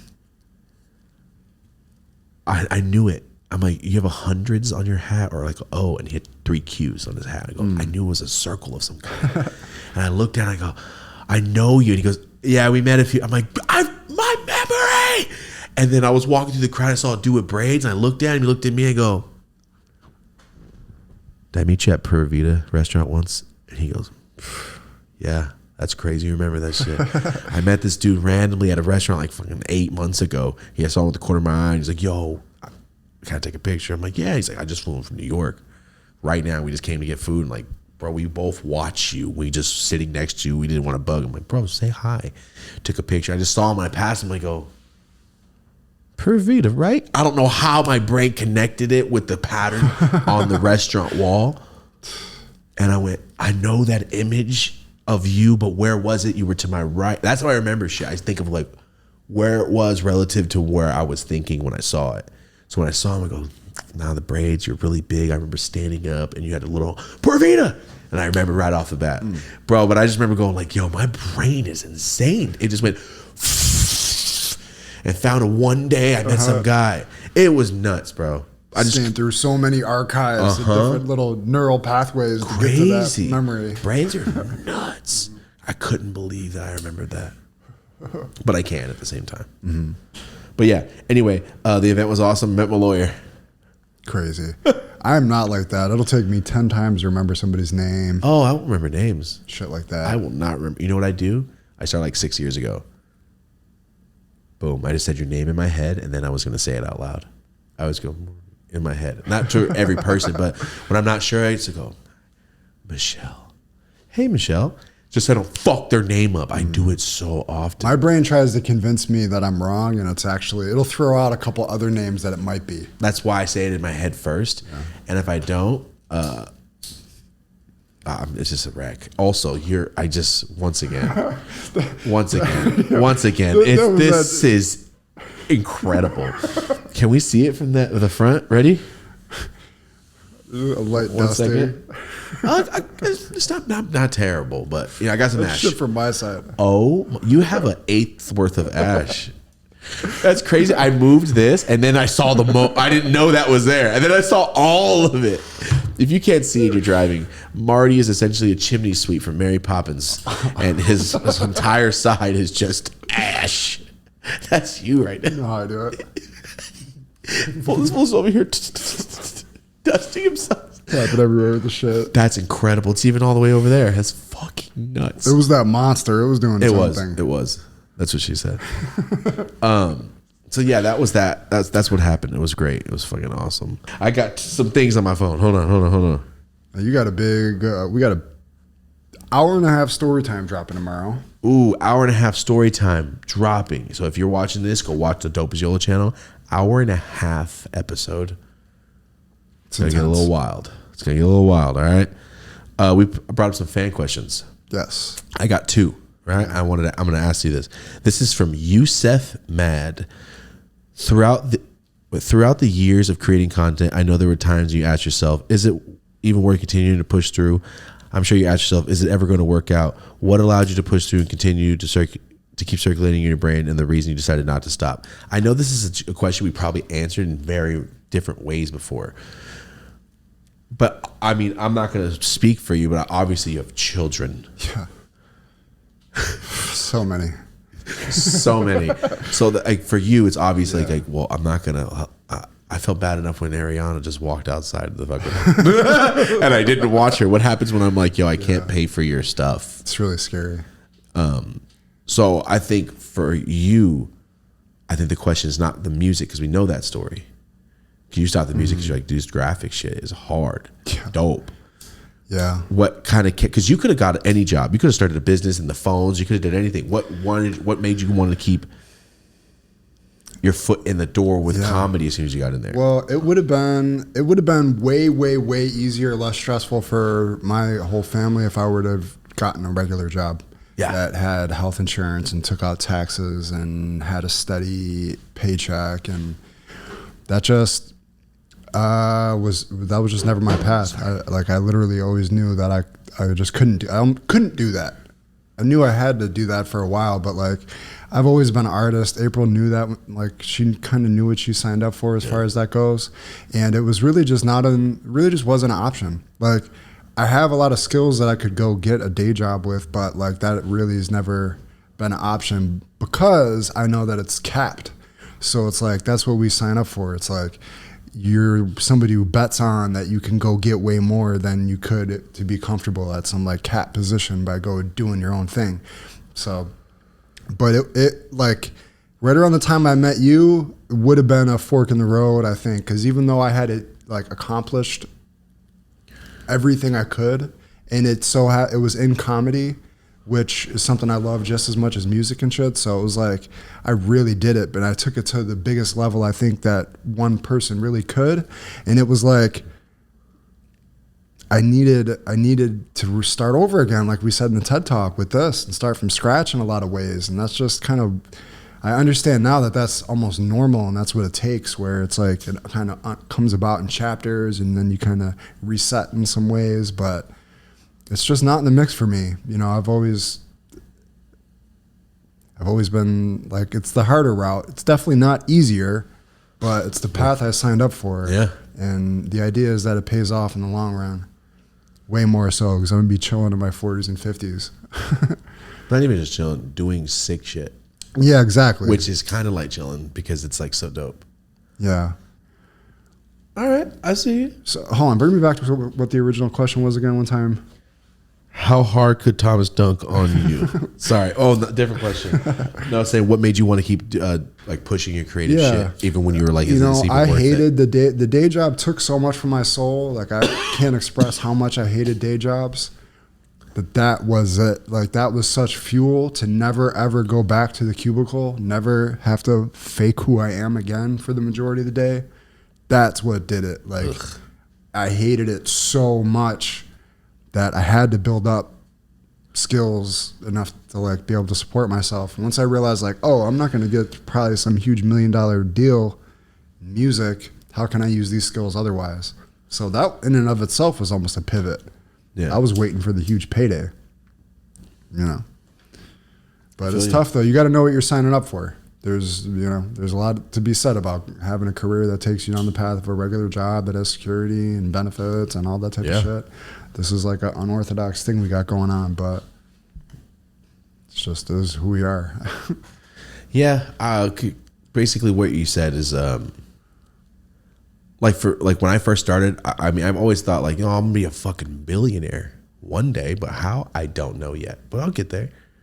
I always thought that, even though I always knew that's real, even though in my present day, if you ask me, like, bro, I'm broke. I don't know how to make money. You want to make $30,000? How the fuck do you do that legally? That's what I thought every day. Illegally, like, I got you. I can do some math. It's going to take a while. Might take a little bit unless people just want to break some shit down. I can do that with weed. Weed's different. I have something people want. If you want it, I'll sell it to you. I think for me, when I started doing content, I never looked at it as like, yo, you know what's crazy is I know that I'll be rich as shit one day. I never thought it was from that. I was like, I know I'm gonna do something. I'm gonna do something where I can buy my fucking family out and do shit and help everybody. Even though if you asked me, I would be like, there's no way I'm gonna ever make money. That's fucking stupid. I'm just doing this because I really think it's fun. That's how my brain thinks. But like my inner me is like, bro, we're gonna be balling. Get out of here. Yeah. But if you ask me, like with a gun in my hand, like, bro, I'm broke. I don't know how to make. I'm possible. How do I make that much money? Yeah, I would never fucking understand. You have to be like that. Yeah, but in my inner thought, like, not even me, like on mushrooms, me, I'm like, of course I'm going to. Yeah. But I think my ego or self-conscious would be like, bro, that's impossible. How do you make that much money? How? But you have to have that within you somewhere. And it doesn't matter. I don't know. But it is who. Yeah, it doesn't matter. I'm gonna get it somewhere. It is what I am. This is what I do. Like. Yeah. But if you ask me, I'm like, no, I'm not gonna be a billionaire. You know how much you want $1 billion? I'm gonna make oil. You know what I mean? But now that I think about it and I just speak it out, I'm like, yeah, of course I will, but I don't know how, but I'll get there. I started getting to that. But before, when I first started Instagram, I'm like, bro, I hopefully make enough money off shirts. Maybe. That's what I was thinking. Like, I hope I make enough money off shirts to not struggle, because I was struggling for 8 years straight. But when I started getting deleted, that's when I was like, bro, what am I doing? This is not even fucking fair. You know, I mean, before that I was just gaining a following. But then it was like, oh, I gained all this following for it to be taken. And there were so many times it was like, bro, what am I doing? And the question was, what makes you want to keep doing it? Is I've never, like, growing up, I was like, you know, fucking not awesome to everyone else's eyes, I guess. I thought I was fucking the shit. Everyone was like, this fucking lame ass kid or whatever it was, or make fun of me or shit. Who cares?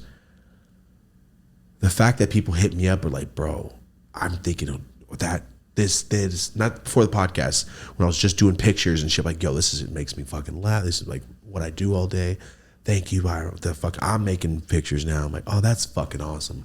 And then it got to the point where I started getting like a big following, and people were like, bro, you help my fucking fourth period. I fucking can't stand that shit. I'm just watching your stories. I'm like, oh, thank you. Thank you for passing the time, or be at work. But bro, I'm just on my break. Thank you. Fuck, I'm so bored. That's when and then DMs came. And when DMs were here, I was like, started talking to people for real, because people didn't want to put their business out in a comment. And then when people were like, yo, you fucking are, when they're literally like, bro, you are my fucking Simpsons. I don't know what I would do if you have your channel. I fucking hate YouTube, or I don't watch YouTubers. This is a whole different type of YouTube. And it's like, not even YouTube, it's just a show of your life at one point, like the Truman Show. I'm like, whoa, that's fucking wild. But when people are like, bro, some of the shit you've said has made me think different. And when people actually give a shit, that's what makes me like, bro, I'm so broke, but look at this shit. I always show Rosie the crazy nice people. I'm like, look at these fucking people. This is the dopest. Yeah. We say it often, like, we're the nicest fucking fans on the planet. This is the dope. Every time fucking love we were it. just going through the comments before we started. Right? It's like, fuck, man. People are so damn nice. They're so dope. And I think that's why I never stopped doing it, even though I kept getting deleted. I'm like, dude, one day. I'd always say it. People like, yo, you're getting deleted. I'm like, one day it's going to pay off. One day they won't. You probably see me comment that one day it'll stop, or one day it won't matter, or one day this fucking platform is going to be so small, like, I'll remember, I used to get deleted a lot. Wow, that shit was old. And I always thought, like, one day I'll get past it. But mainly what it is, dude, and then I started meeting fans in person, and then the meet and greets. I'm like, what the fuck? Because 2022, my views did this. I started getting shadow banned and all this shit every video I put out. And it's hard for a person that makes content not to go, what am I doing different? You know what I mean? When you have the same vibe going in the video, like, how come this one doesn't work? Do people not fuck with it? And then when it happens consistently for 5 months, I'm like, do people not like my shit anymore? Damn. Well, that sucks. I still love making videos, so I kept pumping them out. And then I'm like, damn, I guess my videos are dying a little bit. That's sad. I love making videos. But you know what? It's cool. I'll still make videos. And then when I went to the meet and greets, I was like, oh, it really is just some shadow banning. they really are fuck with my views. Because what the other one that wasn't shadow banned the other day, did my normal numbers 160 in the first day. Like, bro, thank you for my view. And then it got restricted. Now it's like 120. I mean 162. It dropped views. Yeah, it's like it's just a little bit higher than what it was. Anyway, when I met the fools in person, and I meet people everywhere all the time, but I'm saying when it was a concentrated thing, and I saw that many fucking people outside, like, you guys are waiting here for 15 hours. This is not just YouTube. Yeah. Like, oh, this is not YouTube. This is going to be in 30 years when fools are 35 going, hey, fool, run into me at a store, like, and their kids like, who the fuck is that guy? I'm like, yo, what's up, bro? How you doing? I'm like, yo, this is Chong. You don't know who Chong is. It's 2060. Yeah. You know, like, sorry, he was the funniest man in the 1980s. They're going to talk about Chong like the way we talk about Chong now. Like, yo, he's like the older man. He's the shit. They're going to be talking about me like that one day. So that's what makes me think, like, fuck yeah, sick as hell. Hopefully. You know what I mean? Hopefully I'm still doing everything I want to do. Yeah. I mean, I will be, but I think just people telling me that, like, yo, this helps me pass time. Or when I start actually talking about some real shit, and people, I talk to people a lot, very, very deep, intimate shit that I'm like, whoa, we're unloading some shit in this. All right, let's talk. And just, dude, it's so sad. Like, not so sad. It's so wild that our videos to just being present can help. I'm sure you talk to people and it's like, damn, dude, that's really fucked up that you're in that situation, but I'm happy that we're here to help. I've had fools, so many people tell me, I'm not going to talk about all their business out here, but a lot of life-threatening shit. And it's like, I never thought I'd be able to be there and like, yo, chill. This is what we're going to do. Talk to me tomorrow. We'll talk about this tomorrow. Just chill out. Go home. You know what I mean? Like, go talk to your parents type shit or your girlfriend and go hang out. Just don't be rash type. And it's like, wow, I never thought I'd be able to fucking help a motherfucker without even having to meet you. Mm-hmm.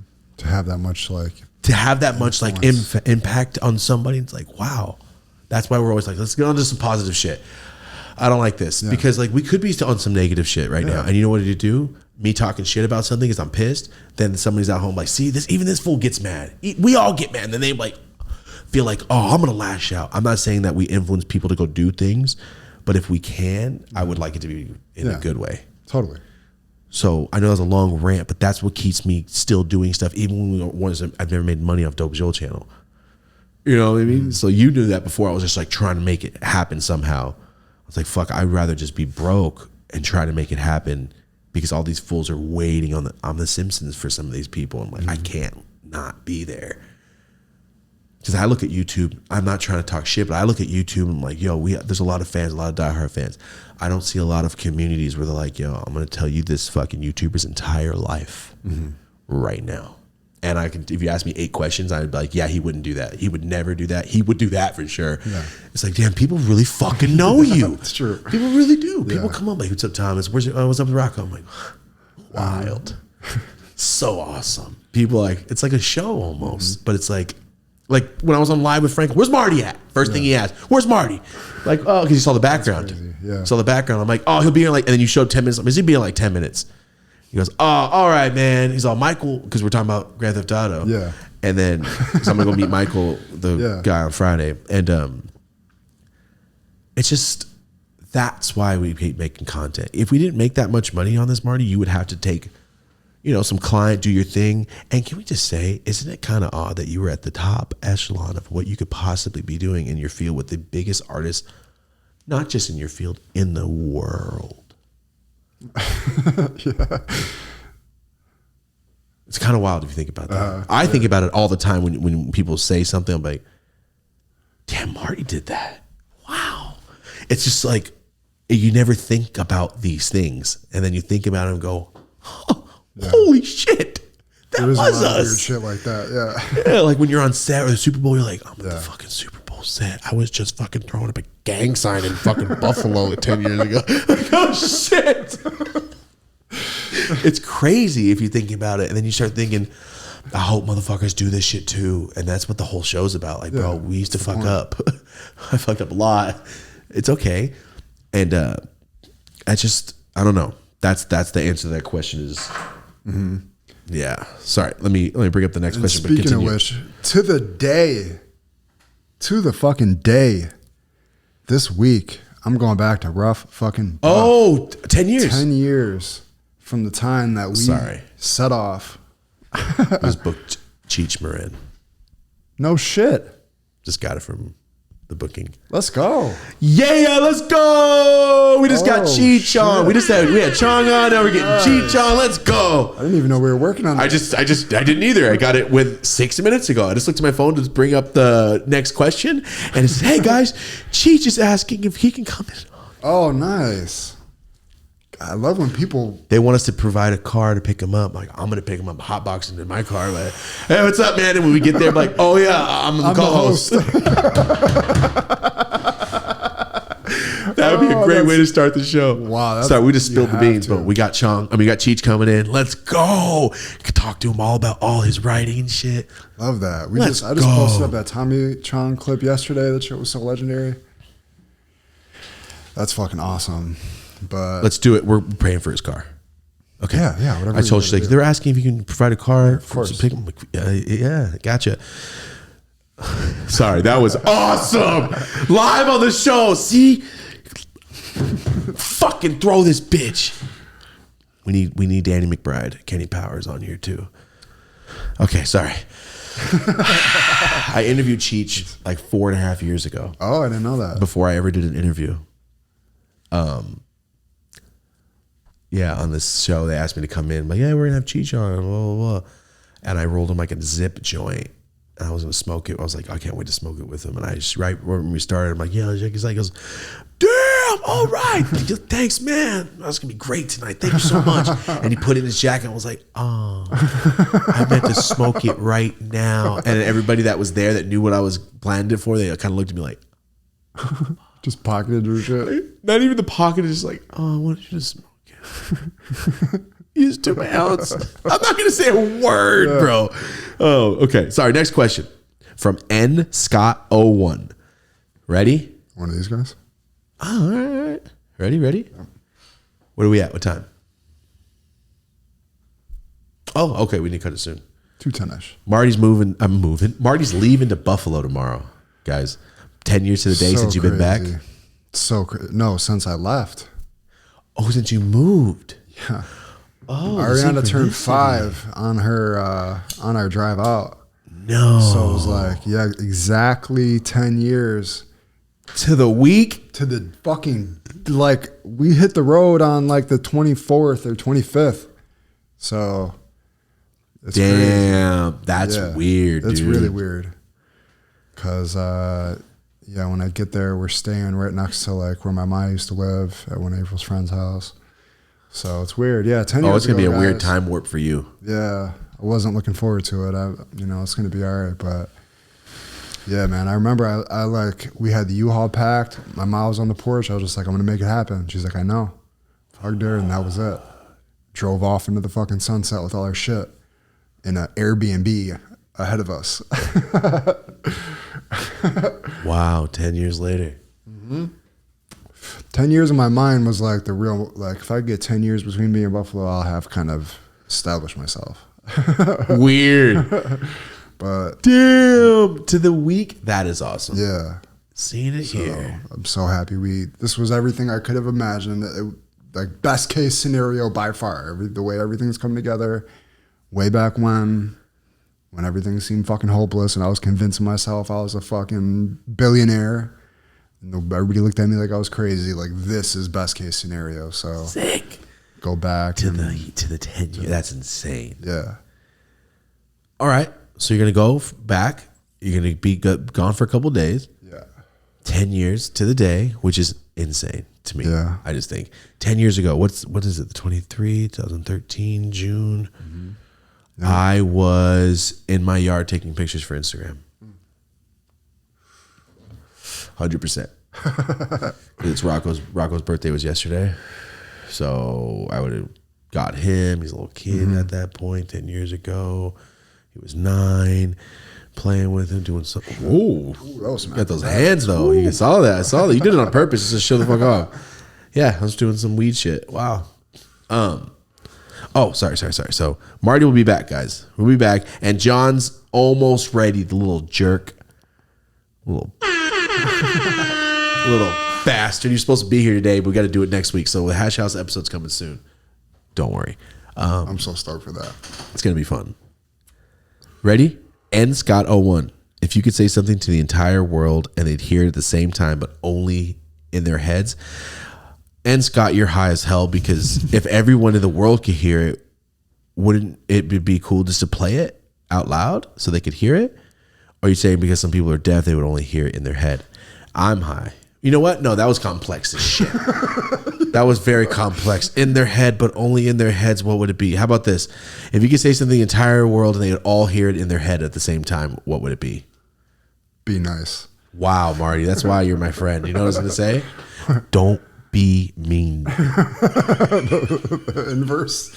Yeah. Or we could all possibly be friends. Like and subscribe. Fucking asshole.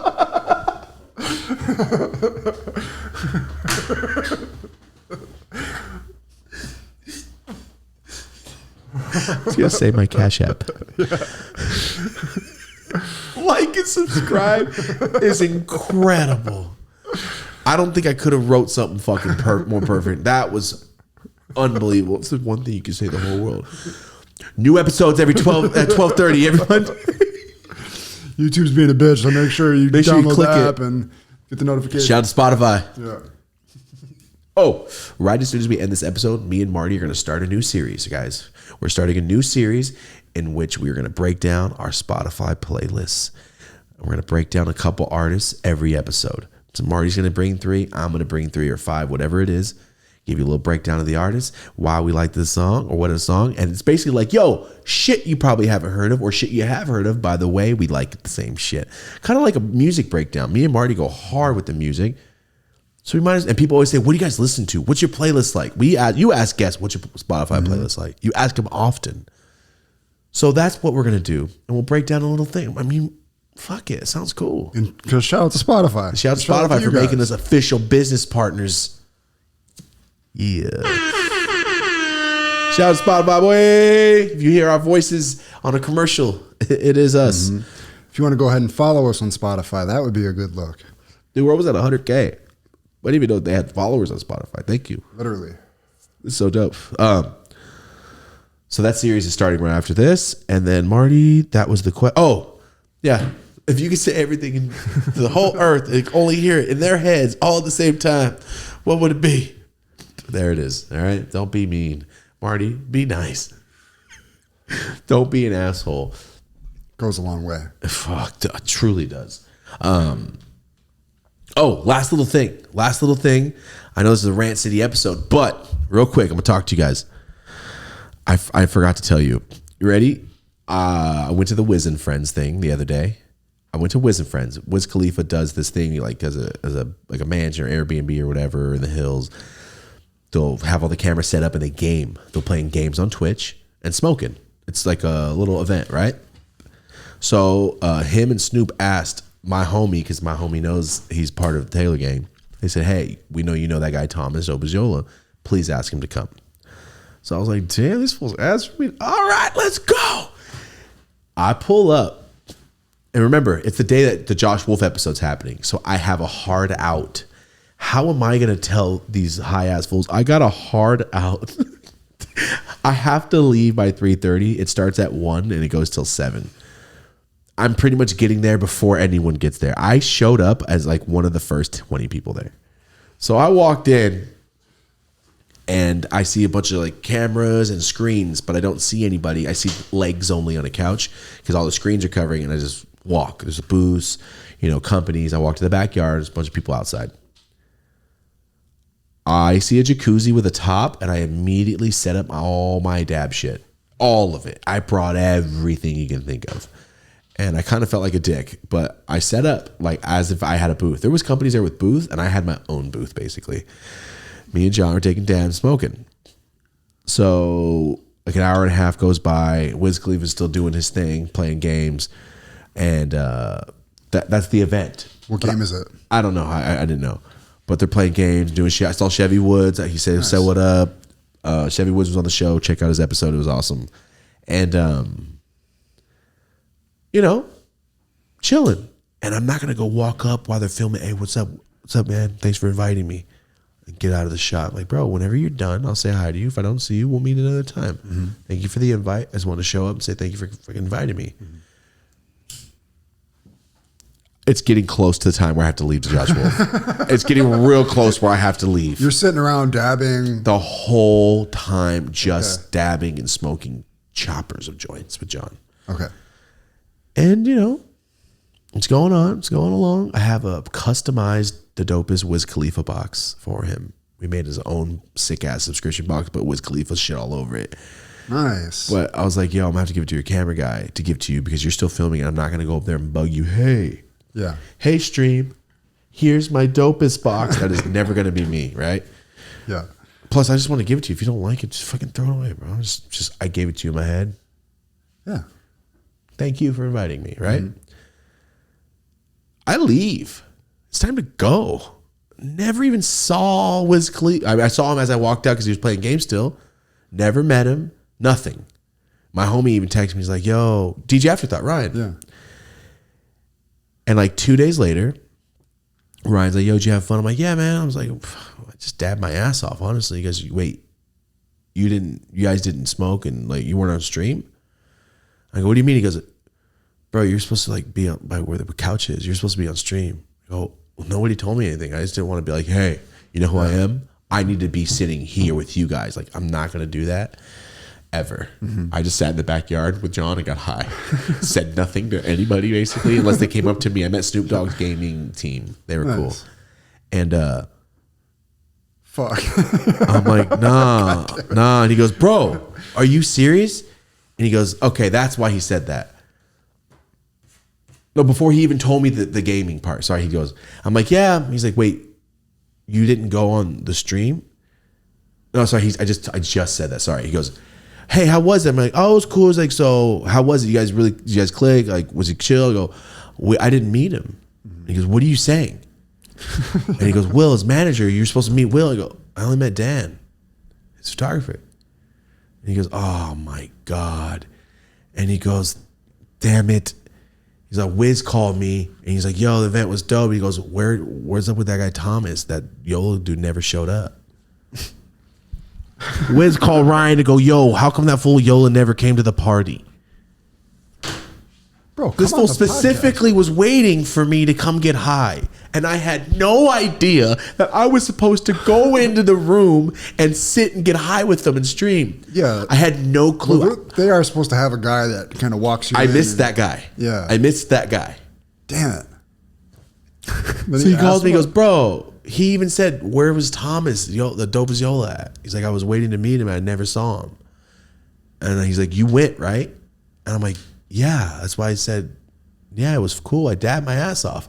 He's like, okay, but you went? I'm like, what are you asking me if I went? Of course I went. He's like, dude, you were supposed to. Oh, he's like, bro, come on. Not to me, but he's like, in general. How did nobody guide you to filming? Yeah. I had no idea. I just sat in the backyard and dabbed with John for 2.5 hours when I was supposed to be on stream with this man.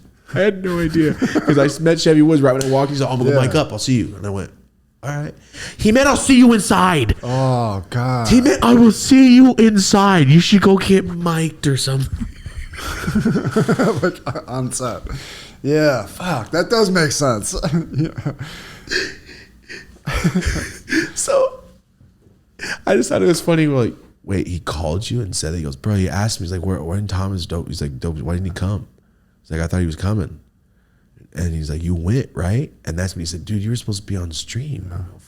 Then everything I just said, I said that after. I said the last part first. That's what confused my own brain. It's like, whoa, I just said that. But yeah, that's what happened. I thought it was really funny. And then he's like, yo, I'm coming to town next month. We'll just go to his house. I'm like, that sounds like a lot better of a way to meet somebody. Let's just go to his house and I'm going to get him high. Shit. Mm-hmm. Wrecked. My goal is panic attack sets in. Okay. I want to be the guy that made Wiz Khalifa go, bro, I don't know. No, I'm good. Give me some time. That's what I want to be, that guy. You're going to put him onto that panic attack shit you told me about? Oh, yo, shout out to Kush Clinic. I went there yesterday. You guys have heard the brand Elephant Growth. I told you some of the best OG I ever smoked. There's they squished it. They made they squished the hash. They made rosin of it. Let me say this right now. I haven't gotten genuinely stupid high in a long time. I dabbed that rosin and I had a mini panic attack. Second pull, my brain got overwhelmed, my lungs, and I went, can I finish this? Am I breathing? And I'm like, and I told you I looked at the ball like, no, I'm breathing. That hasn't happened in so long. I got so damn high off the OG rosin. There's only 88 jars on the earth. It's the most exclusive drop besides the Zusi drop. And I bought, let's just say, it's a $350 gram. And I know a lot of you like, you paid that. Let's not be a dick. No, I didn't pay the retail price. All right, I'm not gonna say what I paid. Shout out to Kush Clinic for being nice to me. It's charging for $350 a zip. So it's just, I mean, a gram, sorry. A zip, a gram. As I scooped it, I went, well, that's a $65 dab. That's insane. And it's not the expensiveness, it's the exclusivity of that strain is not produced a lot and it's washed. John was explaining to me that OGs don't yield a lot. They don't yield too, so you gotta charge for that. And the fact that they're like, yo, you made rosin out of it, how much you want? That's what people do, just to have the experience of like, yo, I tried it. Same reason people eat Kobe beef. Like, I can taste the flavor or the difference. Like, yeah, most people probably could. But you don't. You just heard the word fucking, and you're like, oh, it's expensive. So with most people with this hash, it's like, dude, no. This is a different, like, this is a different level of hash. And plus, I love OG. It's my favorite thing in the world. So I'm being biased as hell. Mm-hmm. But it did give you a fucking... I got high school high. The second I was done, I filmed it, by the way. We'll film it in this vlog. Instant dripping sweat, red, just...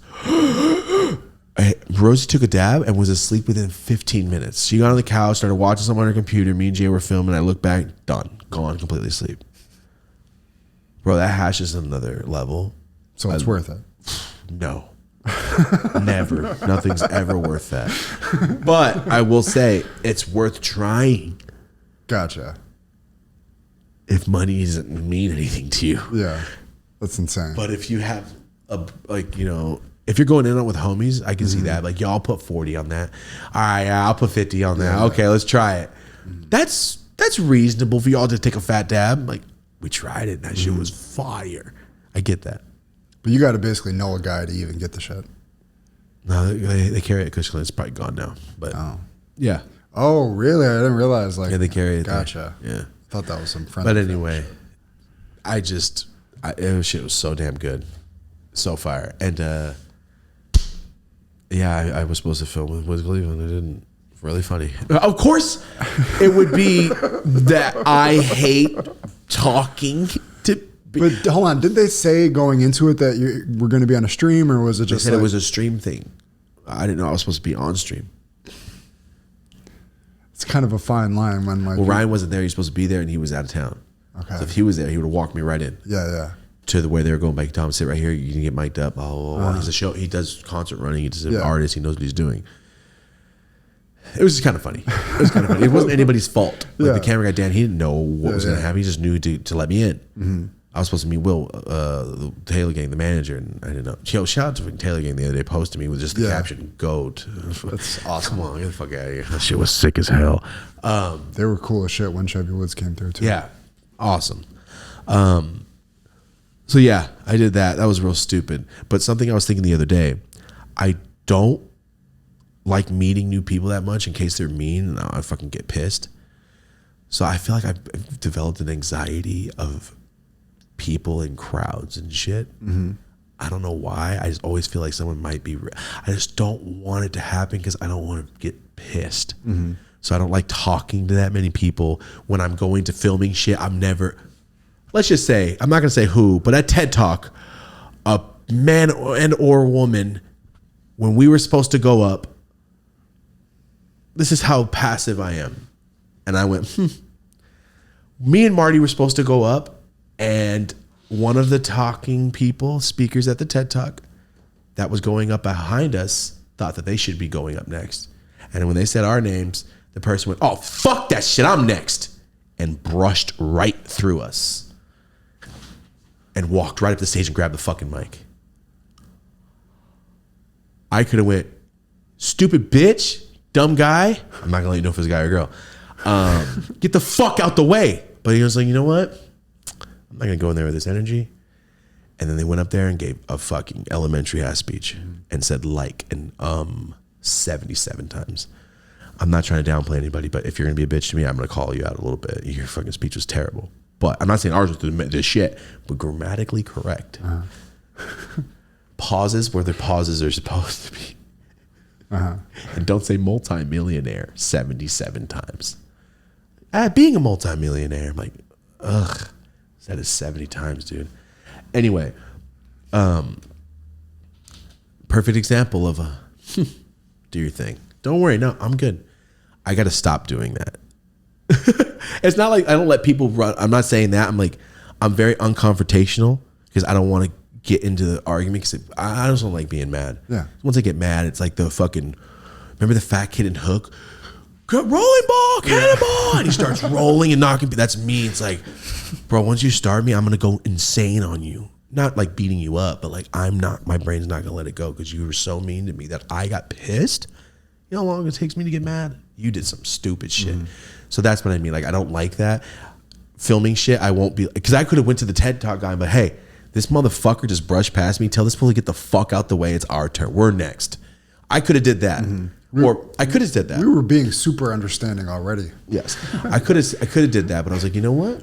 If you feel the need to do that, go to give your fucking speech first. It's totally cool. But I'm saying, like, in filming shit, like, I could have walked up and be like, yo, we're next. We need to go. Can you please have this person move?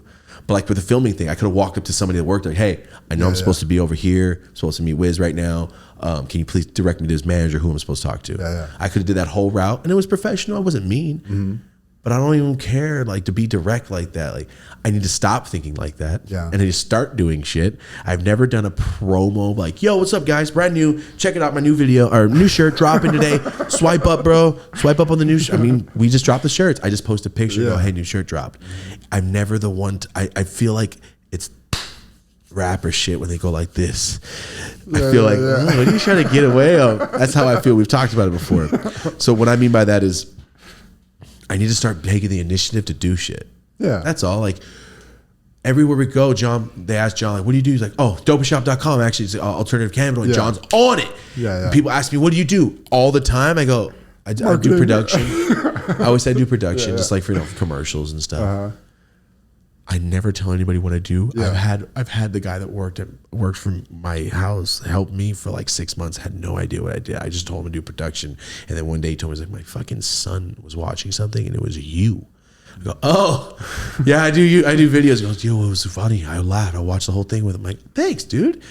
I just need to start talking to people because my fear is like, oh, you do cannabis? Like, yeah. So why are you fucking looking at me like that? That's what I'll say. Like, yeah, what the fuck is something different now? Because I'll get pissed. Like, what? Well, yeah, cannabis. The fuck? So I don't like to say it because for the chance of somebody to be like, ugh. And I'll go, ugh to you, fucking, you're drinking. Yeah, I'm going to bleep that word too. Fuck. That one spikes you too for some reason. Kunt. There you go. Canadian kunt. Yeah, so that's my fear is like, don't be rude. So I don't like to talk to anyone for the fear of like, don't be rude to me, motherfucker. Isn't that so stupid? I'm so afraid to get mad. I'm like the Hulk. Like, yo, don't do it, please. I don't want to be mad today because I'll just get mad. Yeah, I mean, that's fair. People listen to this upcoming story time. They're going to understand. You have people be shitty to you your entire life. Yeah, so it's like, just brought don't you do to it. Yeah, like, because now I'm not a kid anymore. Now I'll fucking bite you or some like motherfucker. Because as a kid, I'm like, oh, okay, I'm a little like I can't do shit to you. But now it's like, don't be rude to me. Yeah, you fucking bitch. So that's all. That's all. Yeah, like a diffusing situation. Meanwhile, you're the nicest person on the planet walking around. Yeah, but don't be mean to me. I didn't do nothing to you. That's all. Yeah. That's what I mean. So that I have that fear of it. So coming back to what I'm saying, I need to start doing more shit. So by more shit, I mean like when doing, like when I was hosting the Smokers Club, I was just like standing on the side of the stage like, hey, what's up, guys? Like just, talk, do some shit. I don't know. I feel like I'm always so, no, you do it. I don't want to do that shit. Yeah. Just super good. Just being by yourself over here in any situation. Yep. And I like if my friends were famous rappers, I would never be on stage with them. I'd be on standing smoking a joint. Yeah. But it's like, I love that song. But I just like, no, I'm good. I don't want to be out there. It's like I developed an anxiety at like 24 when it started like a couple years ago. Like I don't understand. Why? But like, I was always so fine my whole life just talking when people were mean, and now that people are nice, I'm like, I don't understand like my brain. But dude, like even at the meeting, walked out and saw all those people, I even got overwhelmed. Like, fuck, all these people are here for fucking see me. What the fuck? This is too much. I even felt like, it feels weird when people like tell you do good shit. Like, taking like a comp or good thing is very odd. Is that weird? No. Okay, it's hard for me to. It's like thanks. Yeah. I don't know why. Why is that? I mean, how often do people give each other compliments face to face genuinely in life anymore? Never. Yeah. But at the meet and greets, every single one. That's what I'm saying. But it's fine. I'm stoked. But at first, I'm like, weird. Like, thank you. Because I almost feel like, is it? Dude, I'm just taking videos. I'm glad that you love it so much. And then it got to the point, I'm like, bro, you love fucking Full House when you were a kid. If you met, you know what I mean, John Stamos, like, bro, I love your shit, man. Thank you. I'm like, okay. So that's what I'm getting at. I need to start doing more things with the long forms, doing more things. If I drop a new shirt, like, yo, what's up, guys? New shirt just dropped. Check this shit out. Blah, blah, blah, blah, blah. I feel like I'm like a rapper doing that. But it's not. I'm just promoting my shit. Yeah. That's how deep it goes in my brain. No, I totally understand. Like, I don't even want to put myself out there unless it's a video. And a video, it's fine. Yeah. But if I'm at a restaurant or nightclub, I will never speak to a human in my life. Yeah. But at the meet and greets, I'm open because everyone's there and I know them. Yeah. They know me, especially, and they're not going to be mean to me. So it's like, I love meet and greets. Yeah. You're all going to be nice, right? But like at a restaurant, I don't even want to talk to the guy next to us. But don't say nothing stupid to me, dude. Please be super nice. I'm the same way, but it isn't out of fear of them being mean though. That's how my brain works. Yeah. Like, don't be mean because then I'm going to be mean. Like, I don't like that feeling. It makes me feel like I can't like if I get pissed, I feel like. But you're like walking around with that. Yeah. Right? I feel like just fucking pissed. And that's a weird feeling. And there's no reason for that anymore. I get high for a living. There's no reason I should be pissed. But it's gotten to the point where I'm like, I don't want to do anything because of that. Like, dude, I'm tripping. So what I'm saying is, what do? I get high as shit on camera. I have a fucking podcast. I make clothes and do a bunch of stuff. That's my answer from now on. Gotcha. People always say, what's your elevator pitch? You're too fucking modest. Like, I don't want you to talk to me. I don't want to talk about it. Then there's another person comes in. Yo, what's up? Hey! And I'm all excited and screaming and shit. Yeah. Different. Well, you're on the same page as them versus somebody that's going to judge you. Yeah. That's what it is. Maybe it's not being mean to me. Maybe just judging the shit out of me. Yeah. Maybe you don't want to have to defend all this weed shit to a fucking stranger, basically. The last time I did that was with my doctor when she said, I'm not going to see you if you smoke weed. Remember I told you that doctor? Now she's gone now, but that was the last time I got in a fucking battle with somebody. I was like, bitch, I didn't call her everything except a cuss word. I was really going hard on her. Made her feel stupid. Anyway, I don't like that feeling. And the last fool I worked with, we did that every day. Remember I told you before I worked with that piece of shit I used to work with?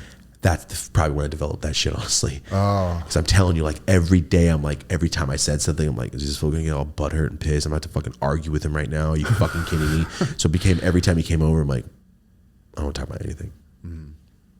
Don't even want to talk about it because you're gonna have an opinion. Twist it around into a fucking argument. Yeah. So it's like, I don't even want to talk to you. I don't want to talk to anybody. And it got to the point where I was like, that's probably what it did it. So that motherfucker fucked my head up. I was like, bro, just get away from me, please. I don't want to talk to anybody. Yeah. That's how I felt. It makes talking to people a real fucking like effort, hassle. Effort, yes. But when they're cool and I know they're going to be nice, it's fucking easy. Perfect. I don't know how we got into that subject, but Wiz Khalifa and I didn't say anything. Yeah. I should have said something. I was like, hey guys, nicely. I think I'm supposed to be. I'm Thomas. Brian sent me. I'm supposed to meet Will and Dan. Like, Yola, right? I'm like, yeah, I'm on your list. That's why people have managers and shit. I know, but you know what I'm saying? Yeah. That's how I feel like, why not? Like when I get, dude, every time I get out of my car at a valet and fools are staring at me because of the car, I look straight down and walk straight to the fucking restaurant. I've never looked up at anyone. I feel so odd. It's like crossing a street. As a fat kid, it's like, take your shirt off and cross the street. Like, everyone's staring at me. That's how I feel. Like, ugh. But at TED Talk, I was fine. All these people staring are fucking hyped for us to be here. But at the restaurant, I'm like, yo, 4% of these dudes are like, this little fat piece of shit. Look at this car. His fucking dad bought him that fucking car. Fuck you. That's the problem. Like, damn, all these people probably judging the shit out of me. So that's how I feel, dude. I hate that shit. And I guarantee 90% of the people just went, bro. It's not what they're thinking. No, that's what I think all the time. Oh. I guarantee you people have that like, totally. Self-conscious, judgmental voice. Yes, I have that from being a kid, dude. Totally. It's so weird. It's like, you're not even, it's one thing when you're like, yo, you fat kid, you're broke as shit. It's like, damn, fool. You don't call a car, you just hopped out of, just hold your head up. It's still never like that. I'm like, oh. Every time I go somewhere, I'm looking straight down. I'll be in the car and people stare at the car. I was like, don't look at me, fool. You can judge the shit out of me. I don't know. It's so dumb, bro. But when I'm smoking a joint and chilling, I don't give a fuck. Stare at me. Isn't that dumb? It's the weirdest shit. It's the dumbest thing. My brain is going back to like, being a little kid and fools making fun. I'm like, I bet you they're making fun of me. It's like an anxiety. Yeah. It's so weird that it came back as I got older. In the Maybach, you'd think it would have changed. Yeah. No, it doesn't change. It's a good fucking lesson. Yeah, nothing changes. It's like a goddamn fucking. Unless you do. Yeah. Unless your brain does, and that's what I've decided to do. I don't give a shit. As I get out of my car now, that's what I'm gonna start doing. Like, yeah, what's up, man? Yeah, this is my car. I earned this shit. It's my shit. Or when people look at me in gas stations, I'm like, what are you going to say to me? And they're like, yo, nice car. I'm like, oh, thanks, man. I'm always thinking the opposite. Yeah. I know what you mean. I'm always surprised. I'm like, oh, you're shocked. Thank you. Yeah. Thanks, dude. All the time. It's the worst shit. Yeah. Especially in that car. Everyone's like, your dad bought you that? You look like a little kid. Always, if bro. You only knew. Oh my God. So that's why I'm like, fuck. But I got to stop thinking like that. I got to stop, dude. That's why I don't talk to anybody. That's why I don't do anything in any spots. I don't talk to her. Like, I've never joked with a waitress. I've never, even though I'd be like, that shit's fucking hilarious. Yeah. I could. Totally. I just don't show that. Only Rose when they leave them. I go back to talking to Rose about stupid shit. I don't know why, dude. My brain's always done it. I need to stop doing it because I don't know. It's just different. I need to stop. So for everyone out there, you're not alone. I do the same shit, and I am not 15. I've been doing it since I was 15, though. Type shit. I don't know. It's weird. It's a weird thing in my brain. But you have kids. You can't do shit like that. I do shit like that all day long. Oh, damn it. Never mind. Fuck. It's like, once your kid's like, no, see, look at fuck. So I just have to change it myself. So I decided that I talked about it like 3 days ago. I was like, you know what? I just got to start doing shit that I want to fucking do. If I want to go do that, I'll just go fucking do it. And the thing is, like, talking to people, I'll just fucking talk to you. If you don't, let's move on. I just can't let things, when people are rude to me, I'm like, motherfucker, I have to feel like I have to beat you into the ground. You know what I mean? Like, but I can't. But also, it's going to drive me nuts all day that I didn't do that to you. I'm sure a lot of people just went, yup. Fuck. It sucks. Yeah. I could imagine. Normally people are nice though these days, right? Like, no, dude, nobody's been rude to me. Yeah, bro, no one's been rude to me at all. No, out of all, cashiers, no, not rude, just not friendly. When you're not friendly, I take it as you being rude, and that's stupid. But I'm just like, yo, just be nice, man. You own this place. How long has it been since somebody just said some asshole shit though? A long time. So that's why I'm like, you know what, dude, deal with the ones that are bad when they come. And just dude, when we go anywhere with John, I already know, like, okay, so I don't have to speak one word tonight. Yeah. We're going to get through everywhere we need to go. We're going to meet somebody. They're going to give us a deal. We're going to be best friends. John's going to get their number. They're going to be smoking the dopest by the end of the night. Because John will make that happen in 4 minutes. Yeah. Hey, what's up, man? Where you from? Oh, you got to get out of there. Blah, blah, blah. He's just that guy. He's a fucking I will talk to all of you. Like, that's John. And I used to be like that when I was a kid, but after a while, fools are just fucking with me. I was Life like, beats that out of you, though. Yeah, and then it came back, and then it just went away. And now it's like, yo, leave me alone. Please leave me alone. I don't know why. And I instead for the past 2 days, I'm over that shit. I gotta just get over it, dude. Yeah, I like my car. I gotta stop looking straight down when I get out of fucking valets. I'm like, hey, what's up? Yesterday I was in fucking Rodeo, and I was like, because the dude next to me had my car, but the little brother, the older one, and he was an older man. And I was like, he's gonna be judging and talking shit. Let's just get my car and leave. So that was a 40-minute about nothing talk.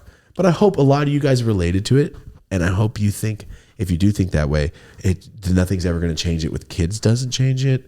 Growing up doesn't change it. No matter what fucking car you have, doesn't change that shit. You have to change it. And I am on the way to changing it. All right. I'll start telling fools, yeah, I do, I do a show. I do a show. 90 Ubers I've ever been to, one Uber I've ever talked to, what I actually do. One. And it was the super flamboyant gay Mexican dude the other day. Cause he was just like fucking going in, talking to shit. I'm like, oh. He's like, you're thank you for talking to me. You do you're very good. I'm like, that's what I do for a living, man. He goes, oh, really? You're a therapist? I go, no, I just do like a show. He goes, oh. Makes sense. You talk to people all day. Yeah, I interview people. And I didn't tell him the name. I didn't say anything further than that. But I was like, you know what? That's the most I've ever talked to a person about anything I do. Fuck it. I get into the weed shit with people pretty quickly. Never in my life do I talk about weed shit. Because then people start talking shit. See, then like, why would they? They probably smoke. See, I got to stop doing that. Everybody at Givenchy in Vegas, as soon as they busted out, all of them were like, yeah, I smoke. Oh, I smoke. Oh, I smoke. Oh. I don't know if I put them on blast, but yeah, we gave them all this some shit after work. And yeah, so it's like, we would have never known that if they didn't say some shit. I would have never said a word. Pay with my card and left. Just so walk out. You would have never known. So that's how I feel about it. And I hope it helps you guys. And this story time, hopefully you watch this last one. I think I'm gonna call it Addiction. Watch this story time. I'm just trying to change the way I think because I'm now my age. Nothing has changed in my head. I'm still 7 in my head when certain things, I see them the same way, but for what reason? You know what I'm saying? That's all. 1,000,000%. Yeah. So we got to change that shit up. You got to reformat that shit if it's not working for you. You can't be walking around with goofy ass shit going on that doesn't help you. Yes. No matter how buff you get or what car you get or if you have children and a sick house, your brain's still there. It's still the same when you were 14 unless you start changing yourself. So I'm on my way to changing it myself because I got to stop thinking. Isn't that sound insane, Marty? It's real though. Isn't it insane though if I fucking wrote that on paper like, that's not true. Like, bro, yes. You would think when you were a kid, once I get all this shit, I'm going to be fucking feeling myself riding around. Oh, no. You know, you would think. Yeah. Dude, I always forget what car I'm in. And then people are looking at me and trying to go, oh, yeah, it's the car. Why the fuck you staring at me? I always forget. I'm like, oh, yeah. And I'm like, fuck yeah. It's like a little video game still. I'm on like the same level. Like, oh, yeah, but I saved.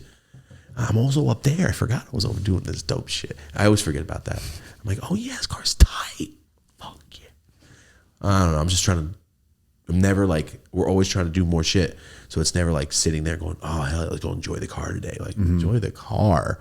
Drive the car and go get shit done. Yeah. What the fuck are you doing? But also, like, maybe there is a day where I can enjoy the car and go, like, get a juice on the beach and shit. Like, I've never done shit like that in my life. Yeah. Might be kind of cool to experience some of those Matrix things. You know what I'm saying? Where they're like, yo, you want a steak and sit there and a girl in a red dress? But like, you know what? Yeah, let me look at the beach for a while. Sick.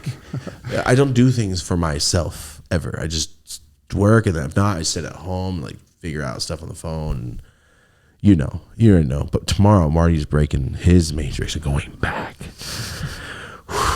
The look at his face just went, don't like it. It's not that you hate Buffalo. You're just like, I have shit to do right here. Why would I go back right now? But you're going back for a good thing. Yeah. You actually like this person, and it's her wedding. Yeah, I'm filming the wedding. And you're filming the wedding. Yeah. So awesome. And as soon as you're back, we're back on schedule. We're booking Cheech. Let's go. We got Cheech coming in. We got John coming in. And we're working on, go tag Mexican OT. I want that full sitting right here.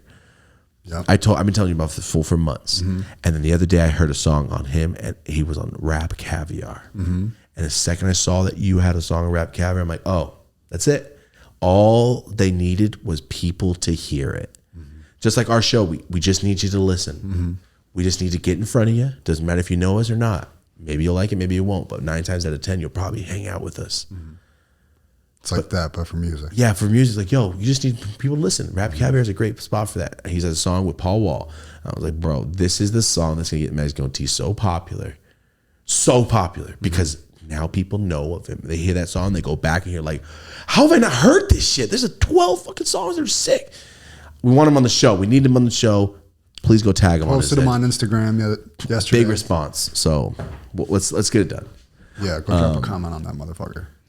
Anything else? Oh yeah, drop the comment of your Instagram name on this video. One winner is gonna win like a $300 gift box. We'll post it on Instagram. Go follow our Instagram once again. Dope as Usual Podcast. Also Twitter.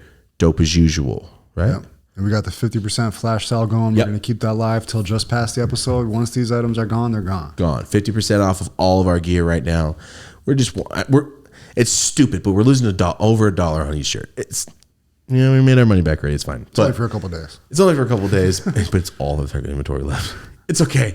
Hey, all that inventory you're going to sell, you're going to lose money. I'm like, shit. And ship it in time. You know what? We need new gear. Let's just dump out what we have. We'll just get our new gear. That's what we're doing right now. Go take advantage of that shit. Guys, thank you so much. Go follow Marty's Instagram. Marty made it. Go follow his Instagram right now. Twitter, same thing? Yeah. Think about that. Oh, we have a TikTok, Dope as Usual. Yeah, I'm starting to post on there. Dope as Usual really on to TikTok. Get that thing growing. All right, TikTok, and most importantly, Dope as Usual podcast clips. Go follow it. Go help us out. We're trying to get remonetized since we erased all our videos. You know the whole story. Thank you guys. My Instagram, Dope as Yola. Dope period as it's on the screen. Dope as Yola. All right. Snapchat, TikTok, Twitter, all that fun stuff. We're pushing for it. It feels so good to be pushing on all the platforms. On all our own shit. We just got monetized on Facebook. We got the TikTok going. Dope as Usual on Facebook. Dope as Usual Facebook. Yeah. Dope as Usual podcast. I don't know. We'll link it. Dope as Usual podcast. All right. It's Facebook. Thank you very much. We got monetized by an app, which is nuts. Thank you guys. Anything else, Marty? That's it. Thank you guys. I appreciate it. 10 years. So happy that this is how it worked out, and I appreciate everybody, all those nice comments, really keep us super motivated and keep this shit going. Guys, thank you so much for being here. This has been another episode of the Dope as Usual podcast. This is Marty O'Neill. I am Thomas, Dope as Yola, whatever you want to call me. I'm pretty high, but you know what's funny? The second we press stop, Nikita's outside. I'm going to go open the door and I'm going to film a bong video. So if I look a little high in the entrance of the intro of this video, it's because this just happened. All right. We get high out here. Okay. That's what I'm trying to say. Marty, thank you so much for being here. Thank you, sir. See you very soon. Back from Buffalo. Okay. Guys, thank you so much for being here. This is another episode of the Dope as Usual podcast. Have a dope ass day. Woo.